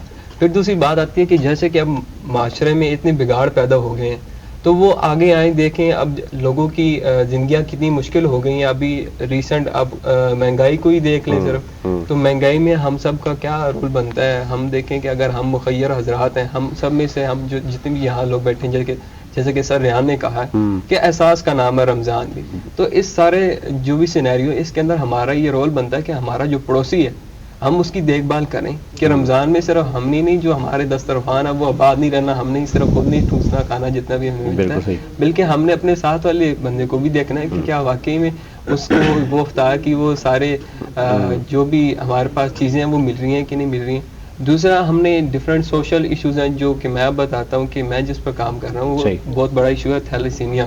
ماشاءاللہ. میں یہ بتانا چاہوں گا سب سے پہلے تو ناظرین کو یہ پتہ ہونا چاہیے کہ تھیلیسیمیا ہے کیا. تھیلیسیمیا ہمارے پاس موروثی اور جینیاتی بیماری ہے جو کہ بچوں کے اندر ہوتی ہے, نسل در نسل جو ہے وہ ان کے اندر آتی ہے. اب اگر انٹرنیشنلی دیکھا جائے یعنی بین الاقوامی اگر ہم شماریات دیکھیں تو ہمارے پاس ایسے ممالک ہیں جو ڈیولپڈ ہیں, ان کے اندر یہ جو شرح ہے 2.5 یعنی 0.5 اس طرح ہے, جبکہ پاکستان کے اندر وہ 30% سے بھی زیادہ ہیں. یعنی کہ لوگوں کے اندر نہ آگاہی ہے اور نہ ان کو پتہ ہے کہ تھیلیسیمیا کا علاج کیسے کرنا ہے. اول تو سب سے پہلے یہ کہ ہم اس کے لیے یہ احتیاطی تدابیر مطلب کیا کر سکتے ہیں کہ اس کو ہم چیک کیسے کر سکتے ہیں, ڈائگنوز کیسے کر سکتے ہیں, کہ اس کو سب سے پہلے ڈائگنوز کرائیں. بچہ جیسے ہی پیدا ہوتا ہے ہم اس کو چیک کرائیں, فلی تھور چیک اپ کرائیں اس کا. اگر فار ایگزامپل اسے ہو بھی جاتا ہے تو ہم اس کو نا پراپر ٹریٹمنٹ اس کی جو بھی آتی ہے. اب پرابلم یہاں پہ دو ہی آتی ہیں, ایک تو ہمارے ملک میں ٹریٹمنٹ کا فقدان ہے, مطلب ٹریٹمنٹ اتنی مہنگی ہے کہ وہ ان کو میسر ہی نہیں آتی. دوسرا خون کی فراہمی ہے, کیونکہ اب جو تھیلیسیمیا کے بچے ہوتے ہیں ان کو ریگولر بیسس میں ہفتے بعد 2 ہفتے بعد خون چاہیے ہوتا ہے اور ان کو نہیں لگتا. ابھی ریسنٹلی مجھے اپنی کولیگز نے بتایا, کیونکہ ہم ایز این آرگنائزیشن بھی کام کر رہے ہیں اس کی اور اویئرنیس پھیلا رہے ہیں اور ڈفرینٹ آرگنائزیشن کے ساتھ کام کر رہے ہیں, کیونکہ یہ تھیلیسیمیا کا جو ہمارا ایم ہے وہ وی کین ورک ٹوگیدر, کیونکہ کولیکٹیو ایفرٹ کے بغیر ہم یہ ممکن نہیں کسی ایک آرگنائزیشن کا یا کسی ایک سماجی جو بھی تنظیم ہے اس کا کام نہیں. تو پیچھے ابھی مجھے میری ایک کولیگ ہے وہ بتا رہی ہے کہ ہمارے پاس 2 بچے آئے ہیں, وہ کہتی ہیں ان کی امی کہتی ہیں کہ اتنی مہنگائی ہو گئی ہے, صرف ایک بچے کے لیے ہمیں خون لگاتے ہیں 14,000 روپے کا خرچہ آ جاتا ہے, تو ہم غریب ہم اس کا ایک بچے کا کیسے خرچہ برداشت کریں. تو اول تو ہمارے پاس ایسے ادارے ہی نہیں ہے جو تھیلیسیمیا کے لیے فری میں علاج کریں, ٹریٹمنٹ کریں, نہ گورنمنٹ سطح پر اتنی سہولیات موجود ہیں. تو دوسرا ہمیں یہ کرنا چاہیے کہ ایک تو ان کی ادویات سستی کرنی چاہیے, ہمیں لیجسلیشنز کرنی چاہیے, اس کے اندر ہمیں قانون سازی کرنی چاہیے اور اس کو امپلیمنٹ کرانا چاہیے کہ اس کو نا ہم فوری طور پر اس کو امپلیمنٹ کروائیں اور اس کو ایریڈیکیٹ کرائیں. بالکل صحیح ہے سمیع اللہ, میں دوبارہ آپ کی طرف آؤں گا. یہ بڑی خوشائند بات یہ ہے کہ ہماری آج کے نوجوان وہ اس طرح کے کام کریں کہ جو معاشرے میں مختلف طرح کے ایشوز رہے ہیں. ڈیفینیٹلی پاکستان مختلف طرح کے دور رہے ہیں گزشتہ, اگر ہم 10-12 سالوں کی بات کریں تو 9/11 کے بعد پاکستان میں بدترین دہشت گردی بھی رہی, لوڈ شیڈنگ بھی رہی. اس دوران ایسے بہت سے مسائل سامنے آئے جو شاید ہم اس طرح ایڈریس نہیں کر سکے, لیکن اب وقت ایک ایسا ہے, ہم سمجھتے ہیں کہ ایٹ لیسٹ ہم بہت سی بیماریوں کو جو معاشرے میں ہیں ان کو ڈائگنوز کر چکے ہیں اور اب اس کے کام کرنے کی ضرورت ہے, اور اس میں جو لوگ کام کر رہے ہیں ان کو سپورٹ کرنے کی ضرورت ہے. اسی طرح ہمارے ساتھ موجود ہیں سردار بلال عتیق, ان کی طرف چلتے ہیں پھر ہم نعت کی طرف چلتے ہیں. عالیہ کہ یہ ہمارے ہاں ایک تو یہ ہے کہ اگر ہمارے نوجوان خود ونی آگے آئیں, کام کریں. بالکل نوید, کیونکہ ہراول دستہ ہے نوجوان, اگر وہ یہ سمجھیں کہ سوسائٹی کی طرف ان کی ذمہ داری کیا ہے اور پھر وہ اپنے ساتھ اپنے جیسی ہی یوتھ کو انگیج کریں تو یقیناً جو ہمارے مسائل ہیں, جو چیلنجز ہیں, ان سے ہم لڑ سکتے ہیں. بلال, آپ بتائیے گا کس طرح کا کام آپ اس وقت کر رہے ہیں اور آپ کیا سمجھتے ہیں کہ یوتھ کی طرف جو ہے وہ کیا رسپانسبلٹی ہے کہ وہ سوسائٹی میں اپنا کس طرح کا کردار ادا کریں. بسم اللہ الرحمن الرحیم. First of all thank you so much for inviting me and it's for player to be in there in 7 news. And جیسا کہ آپ نے پوچھا کہ سوال کہ میں being ambassador S O S, ایک ہماری آرگنائزیشن ہے, سمی ان کا پریزیڈنٹ ہے. صحیح. تو ہمارا جو مین چیز ہے نا, فرسٹ کام ایک ہوتا ہے آرگنائزیشن کا کہ آپ سیلف اویئرنیس پرووائڈ کریں سوسائٹی میں, جہاں پہ وہاں پہ ڈفرینٹ بیک گراؤنڈس میں جا کے آپ اپنے ایمز, اپنے گولز کو پروموٹ کریں لوگوں میں, آپ ان کو انگیج کریں کہ وہ آپ کے ساتھ کام کریں, آپ کے ساتھ ملیں, آپ کے جو ایمز ہیں, جو گولز ہیں, ان کی امپلیمنٹیشن کریں بیسیکلی. اور اس طرح ہی تھیلیسیمیا کی بات کی, جس طرح آپ سب کو بھی پتہ ہے کہ خون کا جو ہے عطیہ جو ہے وہ جسم کی زکوٰۃ ہے بیسیکلی. ٹھیک. اور جیسا کہ خون ہے 120 دن بعد, جیسے RBCs ڈاکٹر صاحب مشکل ہوتا ہے ویسے نوجوانوں کو قائل کرنا, خون دینا, اور پھر ڈائگنوز کیسے ہوتا ہے, یعنی آپ کے پاس لوگ کیسے آتے ہیں؟ مشکل ہوتا ہے, ڈیفیکلٹ ہوتا ہے, پر امپاسبل نہیں ہے. آپ ڈھونڈ سکتے ہیں, ڈھونڈو تو خدا بھی مل جاتا ہے جیسے کہتے ہیں. تو ڈونرز ہمیں مل جاتے ہیں الحمدللہ. اور یہ کہ اس کے لیے آپ کو اویئرنیس, آپ کا جو ہے سوشل سیٹ اپ ایک اسٹرانگ ہونا چاہیے, تاکہ آپ کو ٹرانسپورٹ وہیکلس کا جو بہت زیادہ ایشوز آتا ہے کہ آپ وہاں پہ ٹائم پہ نہیں پہنچ سکتے, کیونکہ بلڈ ایک ایسا ہے کہ مطلب کہ ہمارے پاس امپورٹنٹ ایلیمنٹ ہے باڈی کا, اور وہ اگر سرکولیٹ کرے گا تو آپ کے جو ادر ایکٹیویٹیز ہیں وہ باڈی کی چلیں گی, نشو نما ہوگی, نرشمنٹ ہوگی, تو وہ بہت ضروری ہے. دیکھیں تو ہمارے پاس کوئی اسٹڈی ہے کہ ہم اگر جاننا چاہیں ہمارے ناظرین کہ اس وقت تھیلیسیمیا کے کتنے پیشنٹس ہیں اور اس کی مین کاز کیا ہوتی ہے؟ تھیلیسیمیا کیونکہ ایک کامن کاز ہے پاکستان میں, اور کافی مطلب کہ پنجاب سائڈ پہ بھی آپ دیکھیں, اگر آپ سندھ والی سائڈ پہ جائیں تو کافی زیادہ تر یہ جو ہے یہ چلڈرنس میں پایا جاتا ہے ان کی, کیونکہ بائی برتھ ہی ہوتا ہے, کیونکہ ہم لوگ ان کی مانیٹرنگ نہیں کرتے, تو پراپر اسکریننگ نہیں کرتے, کیونکہ اتنے مہنگے جو ہیں وہ کاسٹلی اس کے وہ ٹریٹمنٹس ہیں, اگر آپ ان کی جو ڈائگنوسز ہیں تو وہ ڈرتے ہیں, وہ کہتے ہیں کہ پتہ نہیں کیا ہے. کیا والدین سے اگر ان کو ٹرانسفر ہوتا ہے تو کیا یہ پریونٹیبل ہے؟ جی یہ مطلب کہ بیسیکلی یہ انہیریٹنس ڈیزیز ہے. تھیلیسیمیا جو ہے وہ اس کی 2 ٹائپس ہیں, ٹائپ اے ہے اور ٹائپ بی ہے, اور اس طرح یہ پھیلتا ہے. اور ہم کیونکہ ظاہری بات ہے کہ ہم شادی سے پہلے بھی اگر ہم کوئی ٹیسٹ وغیرہ کرا لیں, کیونکہ وہ بھی نہیں کرواتے, اس کا بھی ہمارے پاس تھوڑا لیک ہے, تو یہ ٹرانسفر ہوتا ہے, انہیریٹنس ہے. تو اگر ہم نے اپنے بچوں کی, اپنی یوتھ, جس طرح سر نے کہا کہ 65% جو ہے ہماری یوتھ ہے جو بلو 30 ایج ہے, کیونکہ ہمارے ہم گاڈ گفٹیڈ ہیں, کیونکہ اللہ تعالیٰ نے ہمیں یوتھ زیادہ دی ہے, جو ہمارا ایک سرمایہ ہے, ہمارا فیوچر ہے, شائننگ سٹارز ہیں ہمارے. تو اگر ہم نے ان کی ایک نشو نما کرنی ہے, ان کی ڈیولپمنٹ کرنی ہے, تو ہمیں اس طرح کی اسکریننگ, اس طرح کے پروگرام کرنے چاہیے, اور گورنمنٹ لیول پہ بھی اور پرائیویٹ سیکٹر, گورنمنٹ سیکٹر میں کرنے چاہیے, تاکہ ہم لوگ بالکل. یعنی میڈیکل کا اگر ہم دیکھیں ہیلتھ کے حوالے سے, تو ہمارے ہاں بالکل اس میں تو موجود ہے کہ جی آپ کے جو بچے سکولز میں ہیں اس کا بھی کچھ عرصے کے بعد باقاعدہ طور پر اسپیشلی جو اگر ان کی آئیز, کان ویسے بھی چیک کروانے ہوتے ہیں. یہ گزشتہ دنوں میں بھی ہم نے دیکھا کہ ایک بتایا گیا کہ یہ گزشتہ 3-4 سالوں میں کووڈ کی وجہ سے بھی کچھ مسائل رہے ہیں. اچھا عالیہ کے چلتے ہیں, ہمارے ساتھ موجودہ قاری محمد شہزاد, اور خواتین حضرت ان سے ہم نعت کی سعادت حاصل کرتے ہیں, اور پھر ہم جائیں گے ایک چھوٹے سے وقفے کی طرف. وقفے کے بعد واپس آئیں گے اور اس کے بعد پھر گفتگو کا سلسلہ جو ہے وہ یہاں سے شروع کریں گے. ابھی ہمارے چلتے ہیں قاری محمد شہزاد کی طرف, نعت کی سعادت حاصل کرتے ہیں. مدینہ پاک کی حاضری کے حوالے سے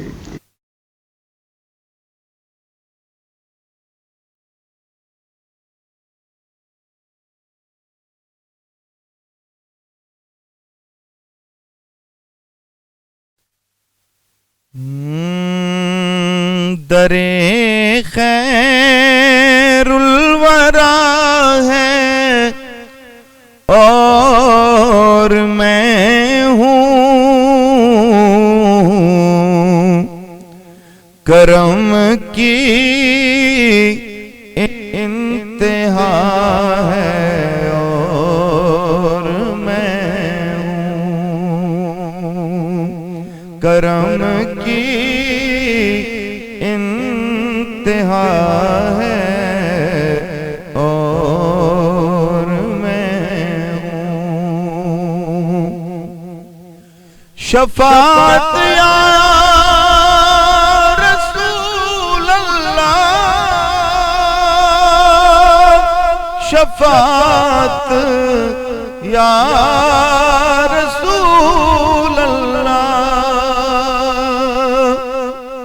شفاعت یا رسول اللہ, شفاعت یا رسول اللہ, میری دم دم صدا ہے اور میں ہوں, میری دم دم صدا ہے اور میں ہوں, پڑی ہیں مشکلیں مشکل میں اب تو, پڑی ہیں مشکلیں مشکل میں اب تو, میرا مشکل کشا ہے اور میں ہوں, میرا مشکل कुशा है और मैं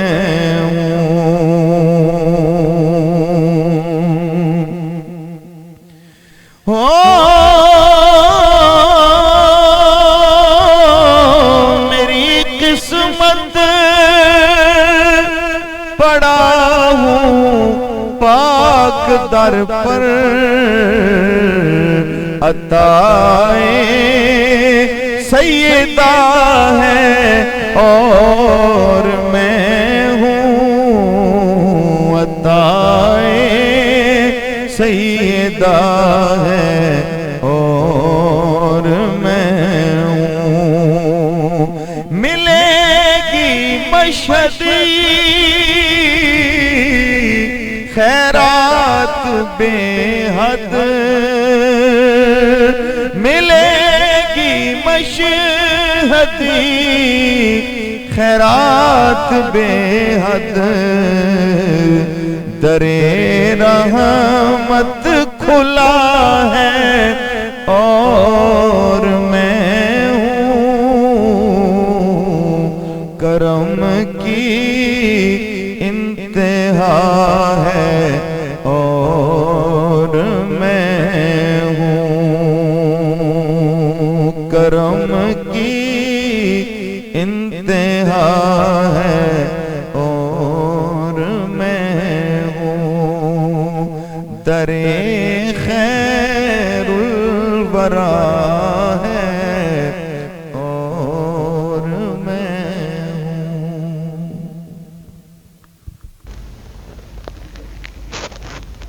हूँ।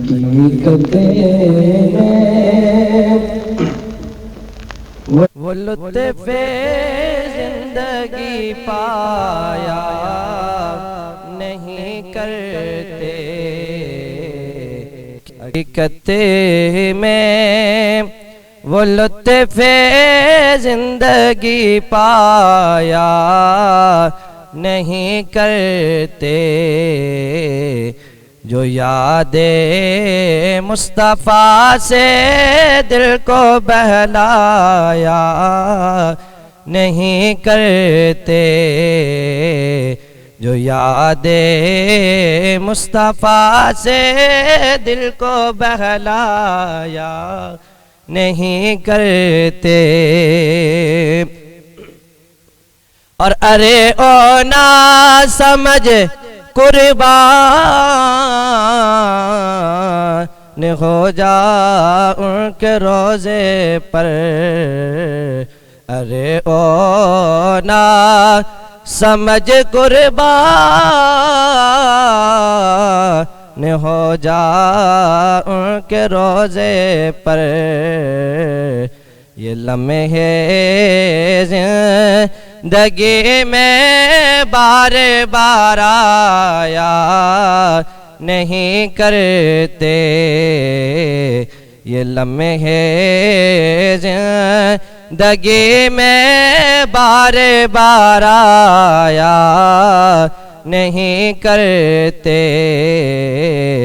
हकीकत में वो लुत्फ़े ज़िंदगी पाया नहीं करते, जो यादे मुस्तफ़ा से दिल को बहलाया नहीं करते।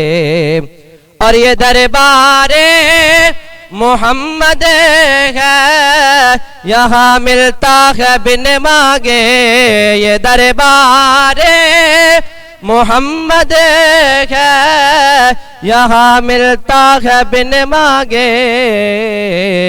अरे नादा अरे नादा यहाँ दामन को फैलाया नहीं करते, अरे नादा यहाँ दामन को फैलाया नहीं करते, हकीकत में वो लुत्फ़े ज़िंदगी पाया नहीं करते। اور رسول پاک اپنی ہر بزم میں تشریف لاتے ہیں، رسول پاک اپنی ہر بزم میں تشریف لاتے ہیں۔ ارے نادا ارے نادا یہ دل کے اندھوں کو نظر آیا نہیں کرتے، حقیقت میں وہ لطف زندگی پایا نہیں کرتے، جو یاد مصطفیٰ سے دل کو بہلایا نہیں کرتے۔ ماشاءاللہ جی، ہمارے ساتھ حافظ شہباز ستی موجود ہے۔ اچھا رمضان میں بتاؤ کیا کس طرح کی جو ہے وہ روٹین ہوتی ہے، اور آپ کیونکہ حافظ بھی ہیں، اور رمضان میں کس طرح کی مصروفیت چل رہی ہے؟ بسم اللہ الرحمن الرحیم۔ سب سے پہلے آپ کا بہت شکریہ نوید بھائی کہ آپ نے ہمیں آمدو کیا۔ ماہ رمضان المبارک کی آمد ہے، اور اس کی عظمت اور شان کی کیا کہنے۔ رمضان المبارک کے اندر الحمدللہ میں تراویح پڑھاتا ہوں اور مسجد کے اندر امامت بھی کراتا ہوں۔ ماشاءاللہ مصروفیات یہی ہیں کہ دن سارا آج کل تو رمضان المبارک میں رات کو لیٹ تک دن کو سوتے ہیں، ایک عجیب سی کیفیت بنی ہے رمضان المبارک کے اندر۔ تو بس یہی ہے کہ دن میں تیاری کرتے ہیں تراویح کی اور رات کو آرام کرتے ہیں۔ اور رمضان المبارک بہت پیارا اور خوبصورت گزر رہا ہے، کیونکہ ٹھنڈا موسم ہے، سمجھ ہی نہیں لگ رہی کہ یہ رمضان ہے بھی یا نہیں۔ وہ ایک مقولہ بنا ہوا ہے کہ پتہ نہیں اب گرمیاں ہیں یا سردیاں ہیں، یہ بھی سمجھ نہیں لگ رہی کہ گرمیوں کے روزے چل رہے ہیں یا سردیوں کے روزے چل رہے ہیں۔ تو یہ ایک معاملات ہیں، اور میرے خیال میں آج کا آپ کا نہیں پڑتی ہے، یعنی پورے جو ہمارے ہاں حافظ ہوتے ہیں تو کیا وہ پورا سال ان کی پریکٹس ہوتی رہتی ہے، یا ہم دیکھتے ہیں کہ رمضان میں جب تراویح کے دوران جو ہے وہ ان کو جی نوید، اس کی روٹین یہ ہوتی ہے کہ اگر بندے کے اپنے ہاتھ تک وہ ہوتا ہے، اگر وہ بندہ رمضان المبارک سے پہلے بھی اس کی تیاری ہے۔ کچھ لوگ حفاظ کرام یہ ہوتے ہیں کہ جو ڈیلی بیسس پہ بارہ تلاوت کرتے ہیں، ٹھیک ہے، اور کچھ لوگ یہ ہوتے ہیں کہ جو رمضان المبارک میں چھوڑ دیتے ہیں اور رمضان المبارک کے اندر تلاوت کرتے ہیں، ویسے پورا سال چھوڑ دیتے ہیں۔ اب اس کی اپنے ذاتی تک وہ ہے کہ انسان کتنی تیاری کرتا ہے۔ اگر سال کے اندر پوری محنت کرتا ہے تو یہ چیز ایسی ہے کہ اگر انسان اس سے دور چلا جاتا ہے، اس کو چھوڑ دیتا ہے، جس طرح بندہ ایک مسلح چھوڑتا ہے رمضان المبارک کے حوالے سے، اگر ایک سال وہ تراویح نہیں پڑھاتا، نیکسٹ سال اس کے لیے یہی ہوگا کہ نیکسٹ سال وہ اس چیز کو بھول جاتا ہے، بہت مشکل ہو جاتی ہے اس کے لیے تیاری کرنا۔ اگر پورا سال وہ تیاری کرتا ہے تو پھر رمضان المبارک بہت ایزی، بہت آسانی سے ہو جاتا ہے۔ اچھا علامہ میثم صاحب ہمارے ساتھ موجود ہیں، تو کیونکہ اگر ہم دیکھیں، کیونکہ ایک تو یہ ہے کہ ہمارے پاس اللہ کا شکر ہے کہ ہماری نوجوان نسل ہے، تو جب ہم بات کرتے ہیں صبر کی، برداشت کی، تو ہمیں ایک رمضان المبارک میں بھی جب افطار کے وقت یہ ذاتی طور پر ہم دیکھتے ہیں کہ رش کر رہے ہوتے ہیں، ہم ڈرائیونگ کر رہے ہیں، رش اشارے پہ بھی نہیں رکتے، اور کئی خطرناک ایکسیڈنٹ بھی ہوتے ہیں۔ کیا سمجھتے ہیں کہ یہ رمضان کا جو مقصد ہے، روزے کا جو مقصد ہے وہ کیا ہے؟ کہ اگر آپ راستے میں جاتے ہوئے کہیں راستے میں رک کر افطاری بھی کر لیتے ہیں، لیکن اس میں کیا ضروری ہے کہ بعد کے آپ نے پہنچنا ہے اور اپنی زندگی بھی خطرے میں ڈالنا ہے اور دوسری کی زندگی بھی خطرے میں اچھا ڈالنا ہے؟ علامہ صاحب، اجرت کے حوالے سے تو انہوں نے بات کی، لیکن اس کے ساتھ ساتھ عدم برداشت بھی اس میں میں چاہوں گی کہ آپ ضرور رکھیے کہ صرف ایسا ہی نہیں ہے، ہمارے عام جو دن کی روٹین ہے، رشتے ہیں، ان میں بھی اتنی عدم برداشت بڑھ گئی ہے کہ صبر جو ہے وہ صرف روزے میں کھانے کا ویٹ کرنے تک ہی محدود رہ گیا ہے، باقی سارے معاملات میں ہمیں ایسا لگتا ہے کہ اور یہ مولانا صاحب اس کا آنسر ان سے لے لیں، پھر ڈاکٹر صاحب کی طرف جائیں گے جی، کہ وہ کچھ کہتے ہیں کھانے پینے کا بھی بڑا رول ہوتا ہے آپ کی اسپیشلی پرسنالٹی میں یا اس کی بات کرنے میں۔ جی، جس طرح آپ نے اس ہمارے قومی مرض کی طرف اشارہ کیا، اس وقت حالات سیاسی سطح پہ، مذہبی سطح پر، معاشرتی سطح پر، خاندانی سطح پر اس قدر ابتر ہو چکے ہیں کہ ہم نے اپنی سیاسی لڑائیوں کو، سیاسی اختلافات کو اپنے گھر کے دسترخوان تک ہم اس کو لے آئے ہیں۔ اسی طرح ہمارے جو مذہبی اختلافات ہیں، جو اختلاف ہیں ان کو اختلاف سے بڑھا کر ہم مخالفت کے درجے پہ لے گئے۔ جب یہ ایکسٹریم لیول پہ چلے گئے یہ چیزیں، تو پھر معاشرے میں امن جو ہے وہ مفقود ہو جاتا ہے۔ مذہب کا عنوان ہمیشہ رواداری رہا ہے، کوئی بھی مذہب ہے وہ ہمیشہ جو الہامی مذہب ہے وہ انسانیت کی فلاح کا درس دیتا ہے، اور اسلام تو ایسا مذہب ہے کہ جس طرح آپ نے روزے کا کہا کہ بنیادی درس جو ہے وہ صبر ہے۔ آپ دیکھیے کہ باقی جتنی بھی عبادات ہیں ان کے بارے میں اللہ تعالیٰ نے ایسی بات نہیں ارشاد فرمائی کہ جو روزے کے بارے میں، کہ آپ نے پہلے اس حدیث کا ترجمہ بھی پڑھا کہ الصوم لی وانا اجزی بھی، کہ روزے میں چونکہ صبر کا ایلیمنٹ بہت زیادہ ہے، اس میں آپ برداشت کرتے ہیں، تو اس لیے اللہ تعالیٰ فرماتا ہے کہ اس کا اجر بھی میں خود دوں گا. اور بعض محدثین کہتے ہیں کہ الصوم لی وانا اجزا بھی اس کو پڑھا جائے. انا اجزا بھی کا مطلب یہ اللہ تعالیٰ فرماتا ہے کہ باقی ساری عبادات ہیں ان کی جزا کے طور پر کسی کو نعمتیں مل جاتی ہیں، جنت مل جاتی ہے. اجزا بھی کا مطلب یہ ہے کہ اللہ فرماتا ہے میں خود روزہ دار کو مل جاتا ہوں. اب ہر مذہب کا عنوان ہے کہ وہ اللہ تعالیٰ کو تلاش کرتا ہے. ہر مذہب جو ہے وہ اپنے فالوورز کو بتاتا ہے کہ اللہ کو کیسے پانا ہے، کیسے ریاضت کر کے اللہ کا قرب حاصل کرنا ہے. روزہ ایک ایسی عبادت ہے چونکہ اس میں صبر ہے، تو اللہ فرماتا ہے کہ باقی سارے میری طرف دوڑتے ہیں، روزہ جو رکھتا ہے وہ صبر کرتا ہے تو میں خود اس کے پاس چلا جاتا ہوں، میں خود اس کی جزا بن جاتا ہوں. صبر ایک ایسی نعمت ہے اللہ تعالیٰ کی کہ اس سے جہاں آپ کو روحانی بہت سارے فوائد ملتے ہیں. امام غزالی رحمۃ اللہ علیہ نے یہ روایت نقل کی حضرت داؤد علیہ السلام کے حوالے سے کہ آپ نے اللہ تعالیٰ سے پوچھا کہ صبر کا انعام کیا ہے، تو اللہ تعالیٰ نے فرمایا کہ صبر کا انعام یہ ہے کہ آپ کو میں جو بھی میرا بندہ صبر کرتا ہے میں اس کو خاتمہ بالخیر عطا کرتا ہوں. تو انما الاعمال بالخواتیم، کہ اعمال کا دار و مدار خاتمے پر ہے. ایک بندہ ساری زندگی عبادت کرتا رہے، اس کا آخری وقت اچھا نہ ہو تو اس کے سارے اعمال ضائع. صبر ایک ایسی عبادت ہے کہ جس کی وجہ سے آپ کا خاتمہ بالخیر ہوتا ہے اور آپ کی آخرت کی زندگی اللہ تعالیٰ سنوار دیتے ہیں. اور جہاں اس کے روحانی فوائد ہیں وہاں اس کے معاشرتی فوائد ہیں. آپ ذرا سی کسی کے ساتھ لڑائی ہو جاتی ہے، گھر کے اندر کوئی مسئلہ ہو جاتا ہے، آپ صبر کر جاتے ہیں، آپ بہت سارے رشتوں کے ٹوٹنے سے خود کو بچا لیتے ہیں. آپ معاشرتی سطح پر آپ کی ایک عزت اور وقار قائم ہو جاتا ہے. لوگ سمجھتے ہیں کہ یہ خود کو قابو رکھنے والا بندہ ہے، یہ اپنی شخصیت پر گرفت رکھنے والا بندہ ہے. جب آپ صبر کی یہ صفت اپنا لیتے ہیں تو روحانی فوائد کے ساتھ ساتھ معاشرتی بہت سارے فوائد اور نفسیاتی فوائد جو آپ کو ملتے ہیں. آپ مثال کے طور پر اپنے غصے پر قابو نہیں رکھتے، آپ صبر کا دامن ہاتھ سے چھوڑ دیتے ہیں، ایک رشتہ آپ سے ٹوٹ جاتا ہے، آپ کا اس کے ساتھ زیادہ جذباتی تعلق ہے تو وہ ساری زندگی آپ کے ساتھ چلتا ہے، وہ پھر آپ کی نفسیاتی مسائل کا سبب بن جاتا ہے. تو جب آپ صبر کا دامن ہاتھ سے نہیں چھوڑتے تو جو آپ کے ساتھ زیادتی کرتا ہے اگر اس کا تعلق آپ کے ساتھ اچھا ہے تو وہ خود شرمندہ ہو کے آپ سے آ کے معافی مانگ لیتا ہے. تو آپ نے جس طرح آپ نے کہا کہ روزے میں یہ بھی ایک شاخسانہ ہے کہ ہم نے روزے کو پتہ نہیں کیا ہوا اور بلا بنا لیا کہ روزے میں ہمارے لوگ اتنا ہائپر ہو جاتے ہیں کہ آپ پبلک پلیسز پر دیکھیں، عوامی اجتماعات میں لڑائیوں کی شرح جو ہے وہ دگنی ہو جاتی ہے، طلاق کی شرح ڈبل ہو جاتی ہے. اس کی وجہ کیا ہے کہ ہم نے روزے کی روح کو نہیں سمجھا، ہم نے عبادات کی روح کو نہیں سمجھا. جب آپ عبادات کی روح کو سمجھتے ہیں تو آپ اللہ تعالیٰ کی مخلوق سے محبت کرنے لگے. بالکل صحیح ہے.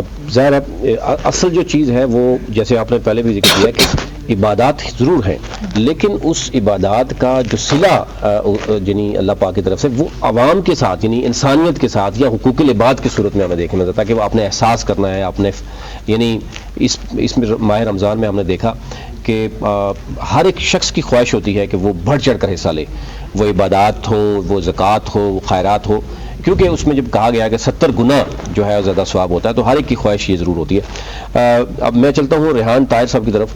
ریحان صاحب ایک تو یہ ہے کہ آپ کا جو معاملہ ہے اس میں جو آپ کی اسپیشل تنظیم کی بات کریں تو اس میں جو پی آر کا معاملہ ہے یا اس میں فنڈ ریزنگ ہے وہ بڑا اہم معاملہ ہے. اصل معاملہ یہ ہے کہ آپ اس کو کس طریقے سے مینج کرتے ہیں اور کیا وہ پھر باقی 11 ماہ اس پہ کام کیا جاتا ہے اور رمضان میں اس کا یعنی آپ کو فیڈ بیک آتا ہے یا اوور آل یہ چل رہا ہوتا ہے؟ جی فنڈ ریزنگ تو ریڑھ کی ہڈی کی حیثیت رکھتا ہے. بڑا ہی کلیدی سوال آپ نے کیا. اور اس میں میں اگر اوور آل پرسپیکٹو کی بات کروں گلوبلی تو ہمارے اس وقت 6 فنڈ ریزنگ کے دفاتر پاکستان کے علاوہ، پاکستان تو ایک وہ کنٹری ہے جہاں پر ہم خدمت کا کام سر انجام دے رہے ہیں لیکن حقیقی فنڈ ریزنگ جو ہے اس وقت ہم 6 ممالک میں کر رہے ہیں جس میں کینیڈا، فرانس، UK اور امریکہ، ساؤتھ افریقہ اینڈ ٹرکی ہے.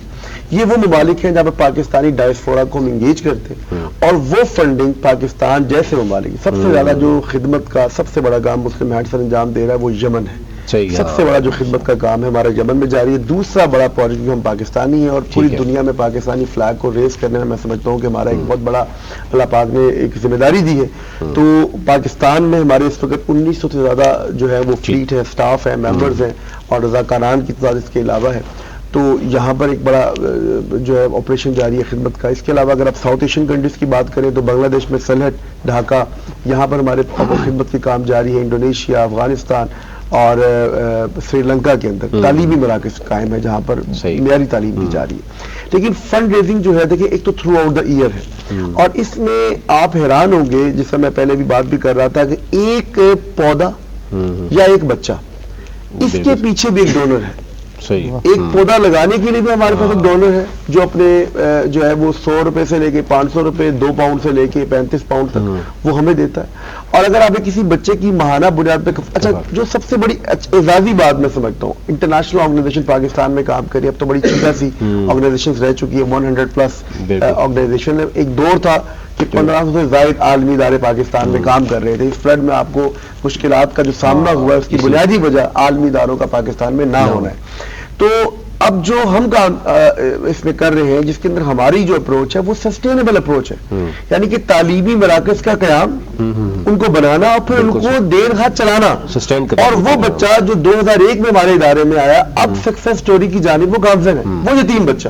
تو یہ سسٹین کرنا کسی چیز کو صرف سسٹین نہیں کرنا, بلکہ آپ نے ڈونر کو انگیج بھی کرنا ہے. اور وہ ڈونر انگیج کیسے ہوگا؟ جب ہم اس کی کوالٹی, اس کی اسیسمنٹ, اس کی مانیٹرنگ, اس کی ویلیویشن, اس کی اکاؤنٹنگ اور اس کی لرننگ کے ساتھ آگے بڑھیں گے. کیا چیلنجز ہیں جب آپ فنڈ ریزنگ کی بات کرتے ہیں؟ پوری دنیا میں آپ کام کر رہے ہیں, پاکستان کے اندر سے بھی لوگ جو ہیں وہ بھلائی کے کاموں میں آگے آتے ہیں, تو چیلنجز کس طرح کے؟ چیلنج تو سب سے بڑا یہ ہے کہ پاکستان دن بدن پاکستان میں جو سطح غربت کی لکیر ہے وہ بڑھتی چلی جا رہی ہے. جہاں پر ایک دور تھا کہ ایک گھر میں نظام چلتا تھا, آج وہ نظام اس گھر کے سربراہ سے نہیں چل پا رہا. اچھا, ہم یتیم بچے کو ایک کفالت دیتے ہیں تعلیمی, لیکن آیا کیا اس یتیم بچے کو ہم کیا وہ نیوٹریشن ویلیو دے رہے ہیں گھر کے اندر جو پڑھنے کے لیے آ رہا ہے؟ ہم ٹرانسپورٹ دے دیں گے اس کو, ایجوکیشن کے لیے ہم اس کو اچھا اسکول دے دیں گے, اس کو دوپہر کا لنچ بھی دے دیں گے, لیکن کیا وہ رات کا کھانا کھا پا رہا ہے کہ نہیں پا رہا؟ اس کی بیوہ ماں اس کے لیے کیا کر پا رہی؟ اب یہ ایک وہ چیلنج ہے جو ہمیں معلوم ہے, کیونکہ ہمارے پاس تو 52,000 بچے ہیں, لیکن پاکستان میں کتنے ایسے ادارے جو کام کر رہے ہیں. اچھا, دوسری بات یہ کہ جو آرگنائزڈ وے میں کام کرنے کا ایک اصول تھا ہمارے, ایک بڑا بے ربط جو ہے معاشرے کے اندر, وہ یہ ہے کہ لوگوں کے تو جذبہ ایثار تو ہے, جذبہ خدمت کا ہے. ہمارا تو یہ خدمت کا سفر کا عنوان کیونکہ پورے پاکستان میں ہم لوگوں کہتے ہیں کہ دیکھیں اس خیر کے سفر میں وب آئے جب آپ اس خیر کے سفر کے تمام اسلوب سے واقف ہوں. دیکھیے خیر کا سفر میں کسی کے ساتھ جڑ جانا بہتر ہے رادر کہ آپ ایک اپنی کشتی کو جو ہے چلانے کے لیے اس پہ دھکا لگاتے رہے اور لہروں سے مقابلہ کرتے رہے. کیوں؟ کیونکہ پاکستان جیسا ملک میں اگر آپ ایسے جو ہے وہ لوگ اس کے اوپر کام کریں گے جن کا اس خدمت کے عنوان کے ساتھ تعلق نہیں ہوگا, تو اس شعبے کے اندر یا اس خدمت کے کام کے اندر لوگوں کا اعتماد کم ہو جائے. اور آپ دیکھیں, میں نام نہیں لینا چاہتا, پاکستان کے ایسے بڑے ادارے ہیں جو کہ اس رمضان المبارک کے اندر وہ کافی حد تک ان کی جو خدمت کا سفر ہے اس کا دائرہ کار محدود ہو گیا. اس کی بنیادی وجہ یہ تھی کہ ہر شخص نے انڈیویجول لیول پہ اس کو کام کا آغاز کر دیا. تو پہلے تو گورنمنٹ کی حد تک ایسی ایک جو ہے آرگنائزیشن کی جو میں کہتا ہوں اسکروٹنی ہونی چاہیے, اور اس اسکروٹنی کے پیچھے وہ تمام عوامل درکار ہو جس میں خیر اور بھلائی کا جذبہ ہو. ابھی آپ دیکھیں بلوچستان کا حالیہ سیلاب, اس سیلاب کے اندر پاکستان میں جتنے بھی رفائی ادارے تھے, تو میں NDMA کا شکر ادا کرتا ہوں, نیشنل ڈیزاسٹر مینجمنٹ اتھارٹی کا, کہ جنہوں نے ہم جیسے تمام اداروں کو اکٹھا کیا ایک پیج کے اوپر اور بتایا کہ آپ نے کس جگہ پر کام کرنا ہے. یعنی کہ ہم صوبت پور میں کام کر رہے ہیں تو کوئی جل مکسی میں کام کر رہا ہے, کوئی مستونگ میں کام کر رہا ہے تو کوئی بدین میں کام کر رہا ہے. یہ جو اجتماعی جو اس کو کومولیٹو اپروچ کہتے ہیں, تو سوسائٹیز کو بہتر کرنے کے لیے بہت ضروری ہے. چیلنج کیا ہے کہ سب سے پہلے لوگوں کا اعتماد وہ بحال ہوگا کہ جب کام کرنے والے لوگ مجھ جیسے ہمارے جیسے دیگر رفائی ادارے جو بھی اچھا کام کر رہے ہیں ان کو اپنی سچائی اور اپنی حقیقت کو صحیح میدان میں لوگوں کے سامنے پیش کرنا. نمبر 1. نمبر 2 یہ ہے کہ جو وہ کام کر رہے ہیں ہم پاکستان کے اندر, آپ حیران ہوں گے کہ پاکستان میں ہمارا ادارہ 0 ایڈمنسٹریشن کاسٹ پہ کام کرتا ہے, اس لیے کہ ہماری جو ایک مطلوبہ آمدنی یا مطلوبہ جو ہدف ہے رقوم کا وہ انٹرنیشنل جو پاکستانی ڈائسپورا جو پاکستانی کمیونٹی وہ دیتی ہے. تو ہم جتنے بھی پاکستان میں ہمارے جو زکوٰۃ خیرات صدقات کا جو ہم پہ لوگ اعتماد کرتے ہیں, ہم انہیں کہتے ہیں کہ آپ کی ایک ایک روپے کے ہم ضامن ہیں کہ وہ رقم صحیح معنوں میں وہ خرچ ہوگی. اب یہ گارنٹی کون دے سکتا ہے؟ یہ گارنٹی وہی دے سکتا ہے کہ جو حقیقی معنوں میں کام کرنے کی سوچ رکھتا ہے. اور میں اکثر یہ بات کہتا ہوں, ہمیں پاکستان سمیت دنیا میں کام کرنے کا 30 سال کا ایک تجربہ ہے، تو فیکٹریاں 30 سال نہیں چلتی. وہی فیکٹری چلتی ہے جو سچائی کی بنیاد پہ ہوگی، جو دل لگی کی بنیاد پہ ہوگی، اور جو اپنی ٹیم کو لے کے چلے گی اور وہ اچھی اپروچ کے ساتھ پاکستان اور دنیا میں گھرے ہوئے میں سمجھتا ہوں انسانوں کی خدمت میں اپنا کردار ادا کرے. بالکل صحیح ہے. ڈاکٹر صاحب ہمارے سے موجود ہیں. ڈاکٹر صاحب ایک تو یہ ہے کہ رمضان کے حوالے سے تو چلو ہم بات کریں، لیکن اس کے علاوہ ہمارا لائف سٹائل کچھ بہت زیادہ ہم یہ سمجھتے ہیں کہ کووڈ کے بعد ہم سمجھ رہے تھے کہ شاید چیزیں چینج ہوں گی، لیکن دوبارہ سے ہم وہی، ایک تو ہمارے ہاں ایکسرسائز کا کوئی کنسیپٹ نہیں ہے، نہ گھروں میں ہے نہ باہر ہے. پھر جو ہم بات کر رہے ہیں کہ ہمارے ہاں نوجوان نسل ہے، ایک میں جو میرے نظر سے جو ریسرچ میں ڈیلی اس کو ریسرچ ضرور کرتا ہوں کہ 97% ہمارے نوجوانوں کے پاس موبائل ہے، گراؤنڈز ان کے پاس سہولت نہیں ہے، لائبریری کی فزیکل لائبریری کی سہولت نہیں ہے. اگر ہے بھی تو ایسی جگہ پہ ہے جہاں پر ان کا آنا جانا ہی اتنا مشکل ہے کہ بچے کو ہم نے موبائل تو دے دیا، انٹرنیٹ بھی سستا دے دیا، لیکن اس کو لائبریری کی ایکسیس ہم نے بہت مہنگی دے دی، یا اس کو گراؤنڈز ہم نے نہیں دیے. جیسے انہوں نے بات کی کہ انہوں نے بچوں کے اوپر کام کیا. جب آپ بچے کو تعلیم، تربیت، اس کے کھانے پینے کا انتظام اور ان کی سپورٹس ایکٹیویٹی، دیکھیں نوجوان جو بچہ ہے، جو بڑے ممالک ہیں ہم دیکھتے ہیں کہ وہاں پر تو اولڈ ایج ہومز کی کنسیپٹ ہے. پاکستان میں تو ہم نوجوان ہمارا طبقہ ہے، اس کے لیے ہم کیا کر رہے ہیں؟ اور اسپیشلی جو آپ کیا سمجھتے ہیں کہ فوڈ کے حوالے سے ہمیں کیا ہونا چاہیے کہ ہمارے ہاں ہر چیز کی ملاوٹ ہے، اور بچے جس کی گروتھ ہوتی ہے ڈیفینیٹلی وہ پھر امپیکٹ اس کا لیٹر آن آتا ہے. تو آج اب دودھ سے لے کر ہر ایک چیز ہمیں گلی محلے میں آپ کو دیکھیں کہ کوئی چیز ملاوٹ کے بغیر نہیں مل رہی. ہم خود لکھتے ہیں کہ اسلامک شہد لکھتے ہیں اور خالص بھی لکھتے ہیں، ساتھ دودھ بھی ہم لکھتے ہیں خالص ہے. اس کا مطلب ہے کہ کچھ تو ناخالص موجود ہے. نوید بھائی، آپ کی جو بات ہے ریگارڈنگ فوڈ اینڈ نیوٹریشن، وہ تو ایک بہت براڈ ٹاپک ہے، اس کے اوپر تو خیر اتنے بریف ٹائم میں اس طرح کوئی نہیں ہو سکتی. لیکن جو آپ کا پہلا سوال ہے کہ adherence to the good lifestyle, کہ لوگ جو ہیں وہ ان کو بتا دیا جاتا ہے کہ آپ یہ کریں. اب اگر میں کچھ باتیں کہوں کہ اس طرح کریں، تو میرے خیال میں یہاں پہ موجود سب جو پارٹیسپینٹس ہیں سب کو پتہ ہے کیسے رہنا ہے، کیا کرنا ہے، بٹ کر نہیں پاتے.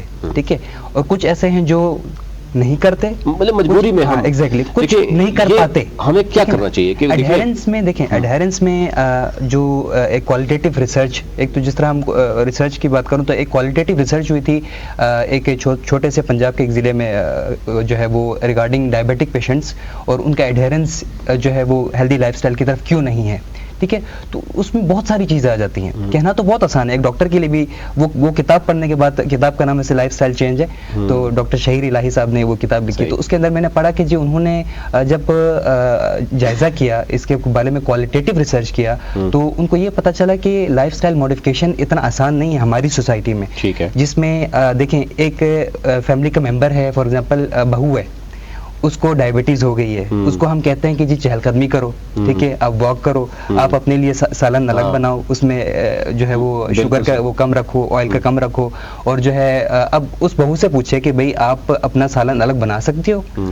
اب اس کی فیملی میں اس کا کیا سٹیٹس ہے، وہ مطلب وہ ڈیمانڈ کر بھی سکتی ہے کہ نہیں کر سکتی بھئی میرے لیے سالن الگ کیا جائے، وہ ایک سوال ہے. اس کو کہتے ہیں واک کرو، بھائی وہ کہے گی میں کہاں واک کروں، اس کو باہر نکلنے کی اجازت ہے بھی کہ نہیں. ہمارے معاشرے میں تو دیکھیں نا خواتین کا باہر نکلنا محدود رہے، یعنی آپ ایک کمرے میں بھی آپ لائف سٹائل چینج کر سکتے ہیں. ایگزیکٹلی اسی کو چھت کے اوپر جاتے آتے ہوئے سیڑھیاں بھی موجود ہیں. لیکن ایک چیز جو ہم دیکھ رہے ہیں معاشرے میں کہ جس تیزی سے ہمارے ہاں گلی محلے میں فارمیسیز بن رہی ہیں، ہاسپٹلز بن رہے ہیں، کلینک بن رہے ہیں، پرائیویٹ سیکٹر کی بات کرو، گورنمنٹ میں شاید اس تسلسل سے ہمیں وہ جم نظر نہیں آ رہے، وہ گراؤنڈز نظر نہیں آ رہے. تو اس کا مطلب تو کچھ ہے نا کہ ہم اس طرف تو انویسٹمنٹ کرنا چاہ رہے ہیں، ہمارے اسٹیک ہولڈرز، ہمارے بزنس کمیونٹی بھی اس طرف تو جا رہے ہیں، اس طرف نہیں جا رہے. تو ہم احتیاط کی طرف کیوں نہیں جا رہے؟ بالکل نوید بھائی، آپ بالکل صحیح کہہ رہے ہیں کہ with the passage of time جو ہے نا ایڈوانسمنٹ اینڈ ٹیکنالوجی کے ساتھ ساتھ ہم نے جو ہے نا وہ بچوں کو موبائل فونز اور جو ہے نا انٹرنیٹ اور اس طرح کی چیزوں کی فیسلٹی تو ہم نے دے دی ہے، بٹ ہم نے کر کیا دیا ہے کہ ان کو گراؤنڈ سے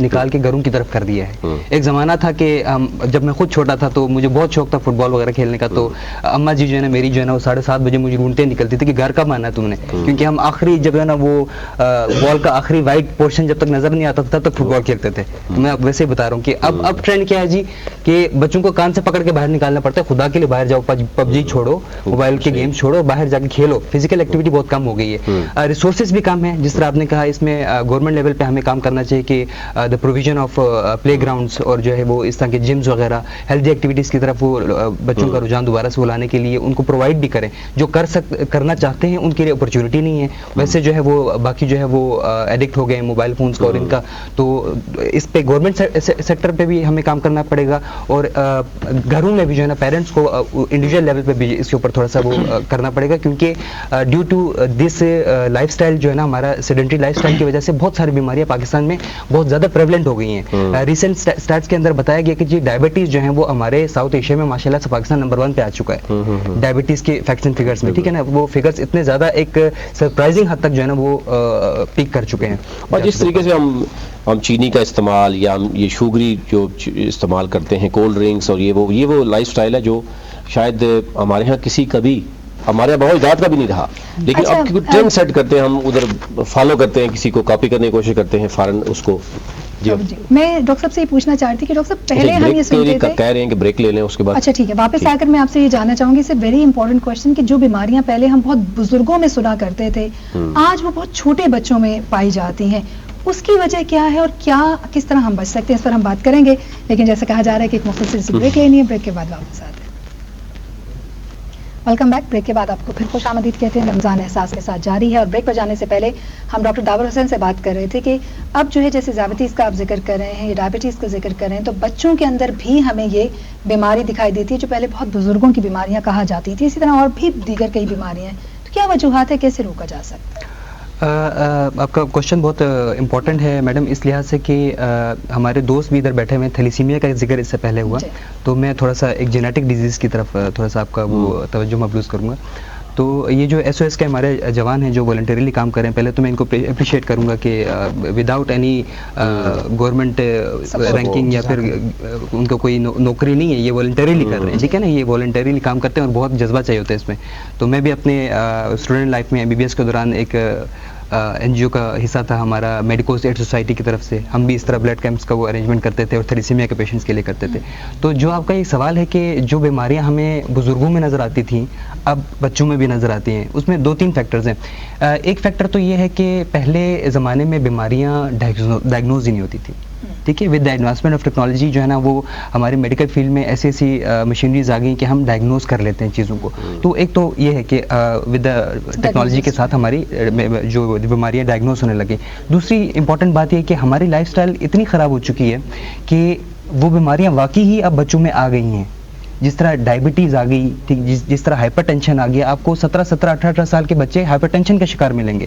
کیوں؟ کیونکہ ان کی ڈائٹری جو ہے وہ ہیبٹس اچھی نہیں ہیں, ان کی جو ہے وہ لائف اسٹائل ہیبٹس اچھی نہیں ہیں, وہ سیڈنٹری لائف اسٹائل گزارتے ہیں اور وہ کھانوں میں جو ہے وہ آئلی کھانوں کا استعمال زیادہ کرتے ہیں. اس کے علاوہ جو امپورٹنٹ چیز ہے جینیٹک ٹیسٹنگ, جس طرح تھیلیسیمیا کے بارے میں نوید بھائی نے ایک سوال کیا کہ کتنے پیشنٹس آتے ہیں, تو ایئرلی نوید بھائی اراؤنڈ 5000 کیسز ایڈ ہو رہے ہیں. یہ وہ آپ کو وہ فگرز بتا رہا ہوں جو رجسٹرڈ ہمارے پاس کسی نہ کسی تنظیم کے تھرو رجسٹرڈ ہو کے ہمارے تک پہنچتی ہیں. تو وہ اراؤنڈ 5000 پر ایئر ہمارے پاس وہ پیشنٹس ایڈ ہو رہے ہیں جن کو بلڈ چاہیے. صحیح, ٹھیک ہے جی. اس میں 2 ٹائپس ہوتے ہیں نا, تھیلیسیمیا میجر ہوتا ہے, ایک مائنر ہوتا ہے. تو جو میجر ہوتے ہیں ان کو بلڈ چاہیے ہوتا ہے, چاہے وہ الفا ہو چاہے بیٹا ہو, وہ بلڈ ڈیپینڈنٹ ہوتے ہیں, ٹرانسفیوژن ڈیپینڈنٹ ہوتے ہیں. اس کے علاوہ سرپرائزنگ فیکٹ آپ کو یہ بتاؤں کہ 1 کروڑ لوگ تھیلیسیمیا کا ٹریٹ لے کے پھر رہے ہیں ہمارے دوران. 22 کروڑ کی آبادی میں 1 کروڑ ایسے لوگ ہیں جو تھیلیسیمیا بیماری اپنے اندر لے کے پھر رہے ہیں. وہ ظاہر کیوں نہیں ہوتا؟ کیونکہ ان کے اندر دونوں جینز ڈیفیکٹڈ نہیں ہیں یا چاروں جینز ڈیفیکٹڈ نہیں, الفا اور بیٹا کے. تو یہ وہ چیزیں ہیں جن کے بارے میں ہمارا ایک سوشل ٹبو بنا ہوا ہے کہ بھائی ٹیسٹ کروا لو شادی سے پہلے. یہ کیا بات ہوئی, ہمارے بیٹے میں کیا ایب ہے, ہماری بیٹی میں کیا ایب ہے جو ٹیسٹ کروا لیں. وہ ایک دم اوفینڈ ہو جاتے ہیں, ٹھیک ہے نا, وہ والدین اوفینڈ ہو جاتے ہیں کہ کیا ٹیسٹ کرا لو, عجیب بات کرتے ہو, ٹیسٹ کرا لو, نہیں کرنا ہم نے رشتہ. ہماری سوسائٹی اس طرح کی ہے نا, مطلب برداشت ہے ہی نہیں, ریزننگ کے اوپر آتی ہی نہیں ہے, بات سنتا ہی نہیں ہے. اگر وہ بات سن لیں اور یہ شادی سے پہلے کی ٹیسٹنگ کر لیں تو جس طرح ہمارے ایس او ایس کے نوجوانوں نے بتایا کہ ہم اس کو بالکل اس کو روک سکتے ہیں, ٹھیک ہے نا, ہم اس کو آگے پروگریس ہونے سے, تھیلیسیمیا میجر والے بچے کو پیدا ہونے سے ہم بچا سکتے ہیں. کہ کہ اگر صرف والد تھیلیسیمیا کا ٹریٹ لے کے پھر رہا ہے تو والدہ ہیلدی ہو تو نہیں ہوگا بچے کو. اگر والد اور والدہ دونوں کو تھیلیسیمیا کا ٹریٹ ہے, ٹھیک ہے نا, بظاہر تو دونوں ٹھیک ہیں لیکن دونوں میں وہ پوٹینشیل ہے ایک تھیلیسیمیا میجر بچہ پیدا کرنے کا, تو جب وہ دونوں کے جینز ادھر آتے ہیں تو اس طرح ہو جاتا ہے. اسی طرح بہت ساری ایسی بیماریاں ہیں, کینسر کی بہت ساری ٹائپس ہیں جو کہ جینیٹیکلی وہ کرتے ہیں, ٹھیک ہے نا, اور فیمیل اور میل دونوں کے اندر وہ جینز موجود ہوں تو پھر وہ آگے. ہارٹ اور شوگر کا اس میں ہے کوئی؟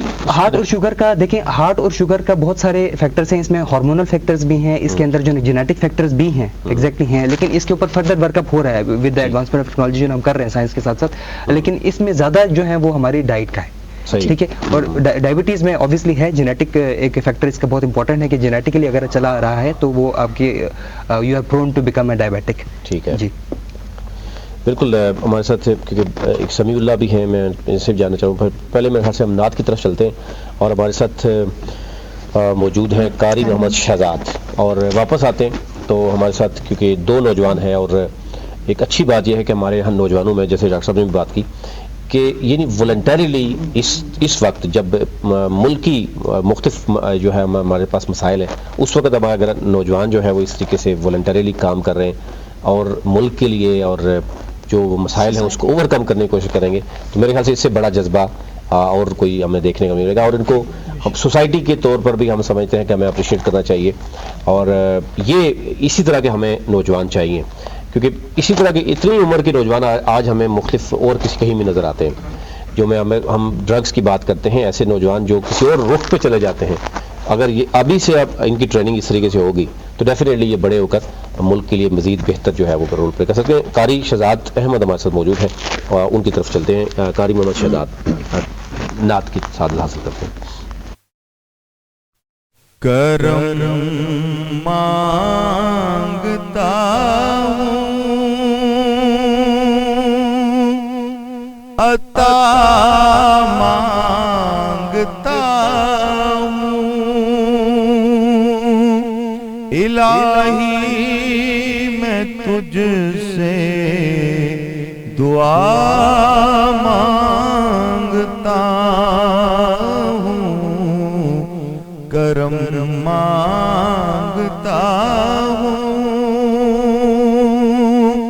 عطا مانگتا ہوں, الہی میں تجھ سے دعا مانگتا ہوں, عطا کر تو شان کریمی کا صدقہ, عطا کر تو شان رحیمی کا صدقہ, میرے مولا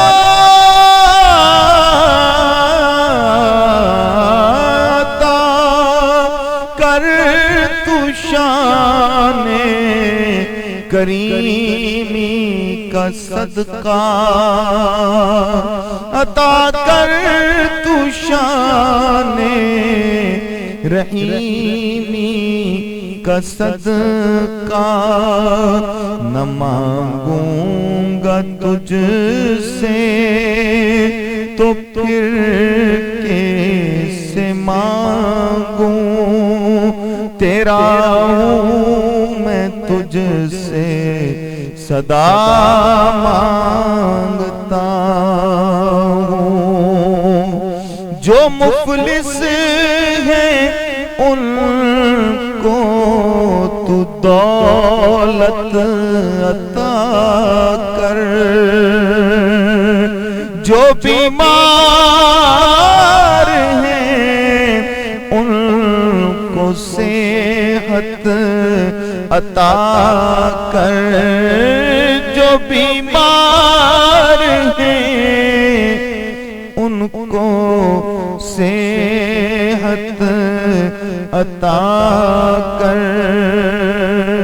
میں صدقائے غوث الورا مانگتا ہوں, الہی میں تجھ سے دعا مانگتا ہوں، اور یہ دعا بالخصوص اپنے پاک وطن کے لیے، وطن کے بھڑکتے شرارے بجھا دے،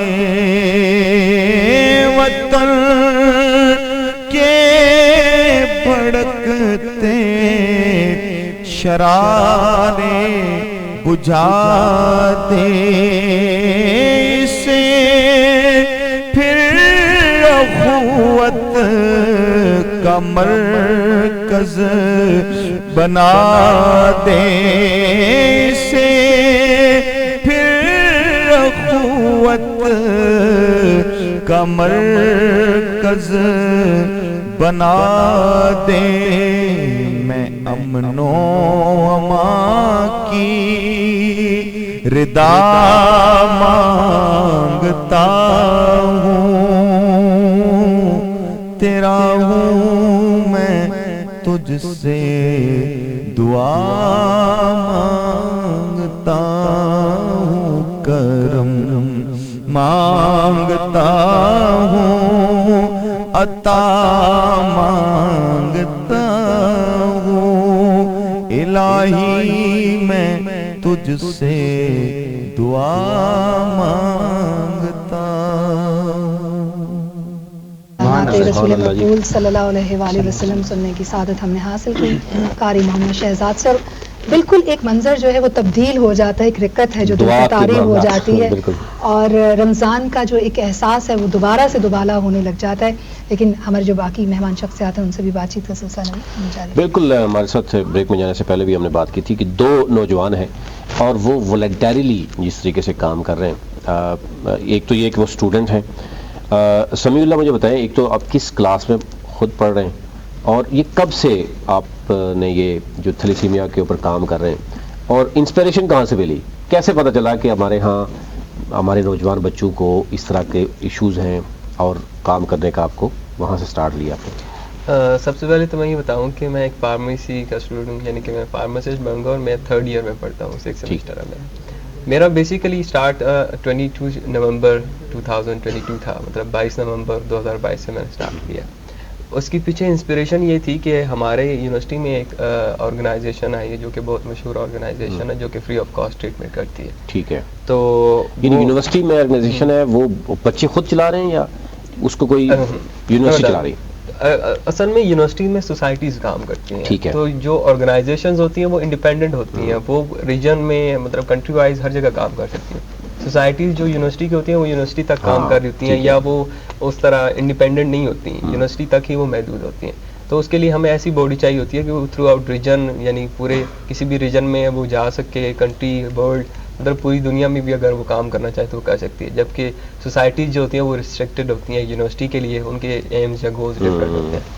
باقی بات رہی انسپریشن کی تھی، تو انسپریشن یہی تھی کہ اب اگر فار ایگزامپل ایک چھوٹا سا بچہ ہے غریب کا، تو اگر اس کو بلڈ نہیں مل رہا، مطلب اتنی مہنگی دوائیاں بھی ہیں اور اس کو بلڈ بھی نہیں مل رہا، اس کی موت صرف اس وجہ سے ہو جاتی ہے کہ اس کو بلڈ نہیں مل رہا، تو یہ میرے لیے کافی ایک الارمنگ سچویشن تھی کہ میں نے کہا کہ ہم کیوں نہ کہ ایک کولیبریشن کے ساتھ ایسی آرگنائزیشن جو ڈفرینٹ ہے اور اویئرنیس پر کام کر رہی ہے، کیوں نہ ہم ان کے ساتھ ایک کولیب کریں، کیونکہ ہمارا motive as a whole thalassaemia کا بھی موٹیو یہی رہا ہے کہ جو یہ ایسے ہی ریڈیکیٹ کیا جا سکتا ہے کہ ڈفرینٹ جتنے بھی لوگ ہیں وہ آپس میں آ کے جڑ جائیں، ایک کمیونٹی بنائیں۔ اور بلڈ ڈونرز کی بھی ایک کمیونٹی ہوتی ہے کہ جتنی بھی آرگنائزیشن ہوتی ہیں وہ آپس میں کولیب کرتی ہیں، اور انسانیت کے لیے ان کے اندر کوئی انا یا اس طرح کی کوئی بھی بات نہیں ہوتی، وہ سمجھتی ہیں کہ جتنے بھی لوگ ہیں وہ ساتھ میں مل کر ایک اچھے طریقے سے نا اس سوسائٹیز کو جب وہ سرو کر سکتے ہیں۔ تو میرا یہی ایم تھا کہ ہم یہ جتنی بھی سفرز ہیں، بچے جو سفر کرنے ہیں صرف خون نہ ملنے کی وجہ سے، تو ان کو خون ملنا چاہیے۔ تو ہم نے اپنے اسٹوڈنٹ میں بھی آگاہی مہم شروع کی ہے، اپنی یونیورسٹیز میں انڈیپینڈنٹلی اپنی سوسائٹیز میں لوگوں کو ہم نے اپنی طرف اٹریکٹ کیا اور نے کہا کہ صرف ایک بلڈ دینے کی بات ہے۔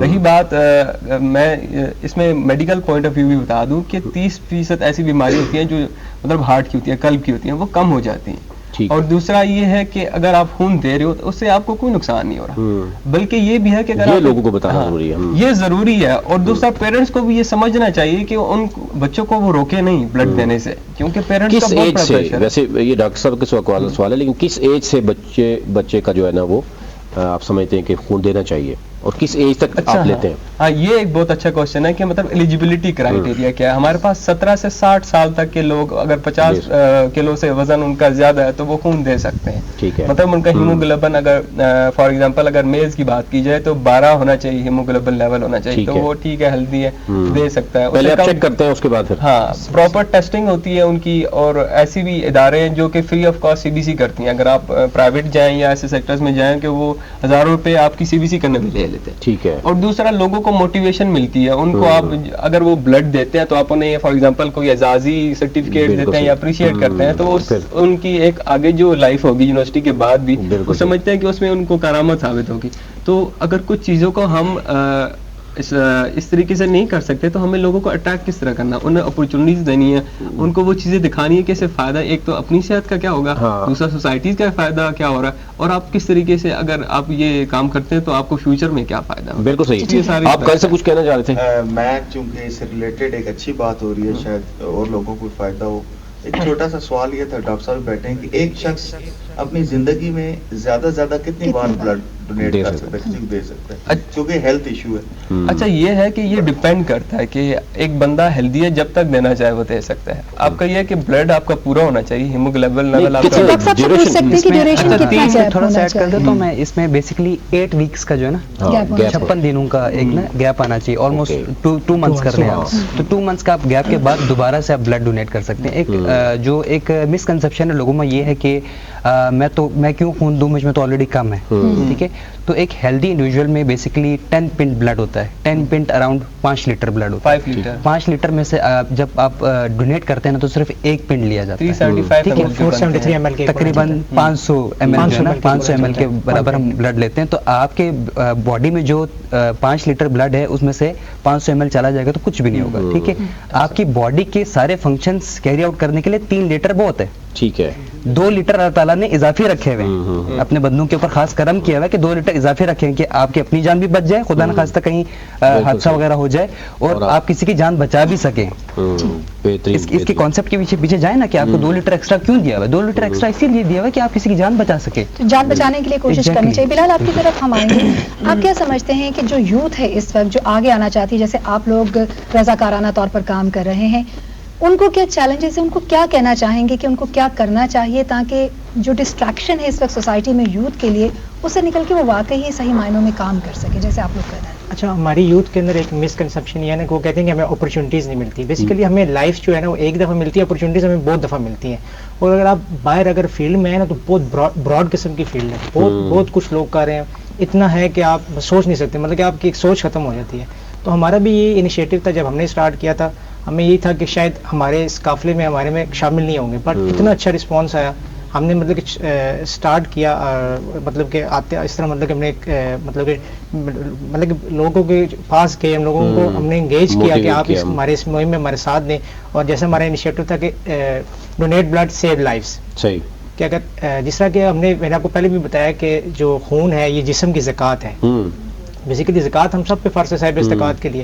اور جیسے ڈاکٹر صاحب نے بھی کہا کہ ہمارے اندر 5 لیٹر بلڈ ہوتا ہے، تو 2 لیٹر جو ہے وہ اللہ تعالیٰ نے ایڈیشنل رکھا ہوا ہے، تو ہم اس کو ڈونیٹ کریں. تو آپ کی ایکٹیویٹی صرف بلڈ ڈونیشن تک ہی محدود ہے یا اس کے علاوہ بلڈ ڈونیشن کے علاوہ بھی ہم لوگ ایجوکیشن پہ بھی کرتے ہیں، ایجوکیشن فنڈس کے لیے، کیونکہ کچھ جو بچے جو پڑھنا چاہتے ہیں ڈیزرونگ ہوتے ہیں، ان کے اگر پیرنٹس جو ہیں وہ بلنگ نہیں ہے، نہیں کر سکتے یا نہیں ہے، تو وہ ان کو ہم لوگ جو ہیں ان کی ایجوکیشن میں ہیلپ کرتے ہیں، ڈونیشنس کرتے ہیں، کلاس وائز کرتے ہیں، سوسائٹیز وائز بنی ہوئی ہیں، تو ہم لوگ ان کو تعاون کرتے ہیں. اس کے علاوہ ہم نے رمضان میں راشن ڈرائیو کی الحمدللہ، اس کا بھی بہت اچھا ہوا. ہم نے گھر جا کے ان کو دیا جو ڈیزرونگ تھے، سفید پوش تھے.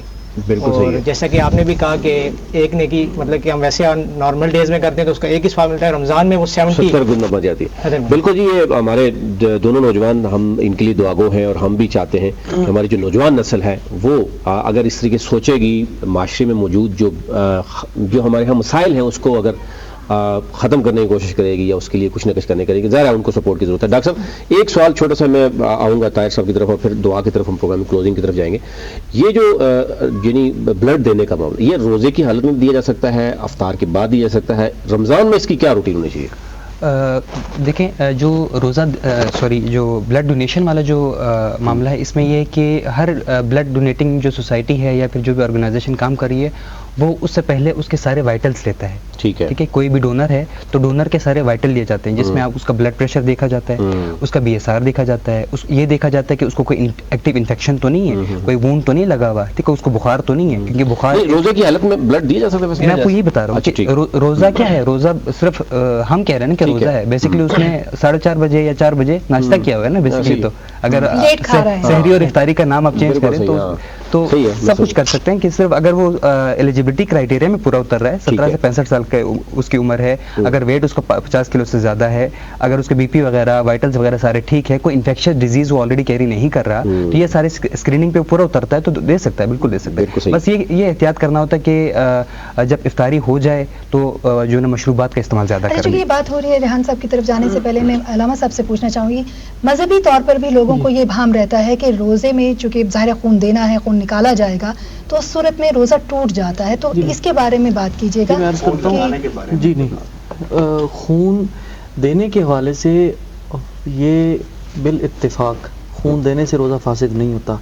कुछ फुक़हा ने इसको कराहत का कौल ज़रूर किया है कि कहीं कमज़ोरी लाहिक होने की वजह से पहले से ज़्यादा भूखा रह रहा है, तो अगर एमरजेंसी नहीं है तो रोज़े के बाद देना ये ज़्यादा औला बात है। लेकिन अगर कोई एमरजेंसी है, ज़िंदगी बचानी है, तो फिर ज़िंदगी बचाना, एक इंसान की ज़िंदगी बचाना ऐसे है जैसे आपने सारी इंसानियत की ज़िंदगी बचाई। बिल्कुल। रेहान साहब क्लोजिंग हो रही है, क्या मैसेज देना चाहेंगे स्पेशली हमारे यहाँ, क्योंकि नौजवान ही नस्ल है, मुख्तलिफ तरह के मसाइल हैं, लेकिन अब ज़रा सारे मसाइल हम ये नहीं कह सकते कि गवर्नमेंट ही दूर करती है, ज़रा अगर हम कलेक्टिव एक अप्रोच रहेगी तो डेफिनेटली बहुत से इशूज़ को हम जो है वो टैकल कर सकते हैं।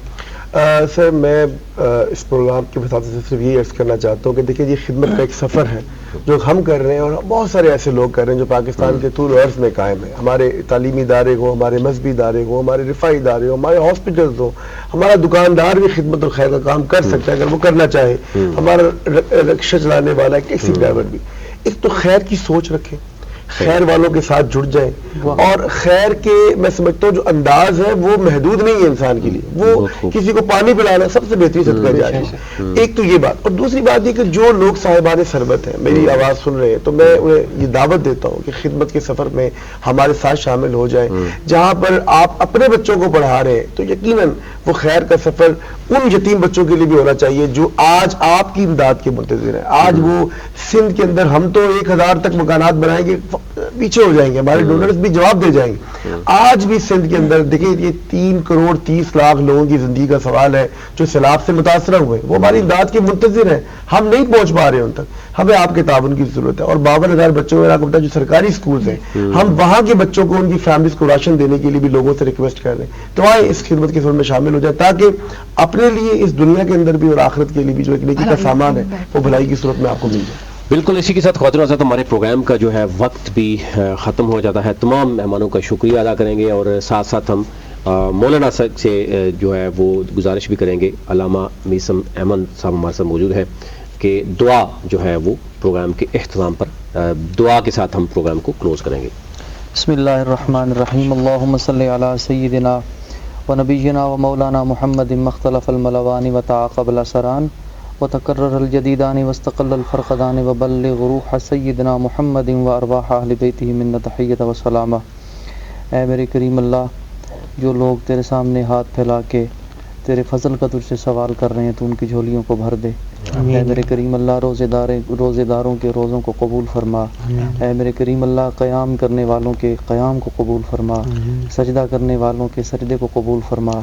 ऐ मेरे करीम अल्लाह, मिन हैसुल कौम, हम सब को शऊर अता फरमा। ऐ मेरे करीम अल्लाह, हम सब के ज़वाल को तू तरक्की और उरूज में बदल दे।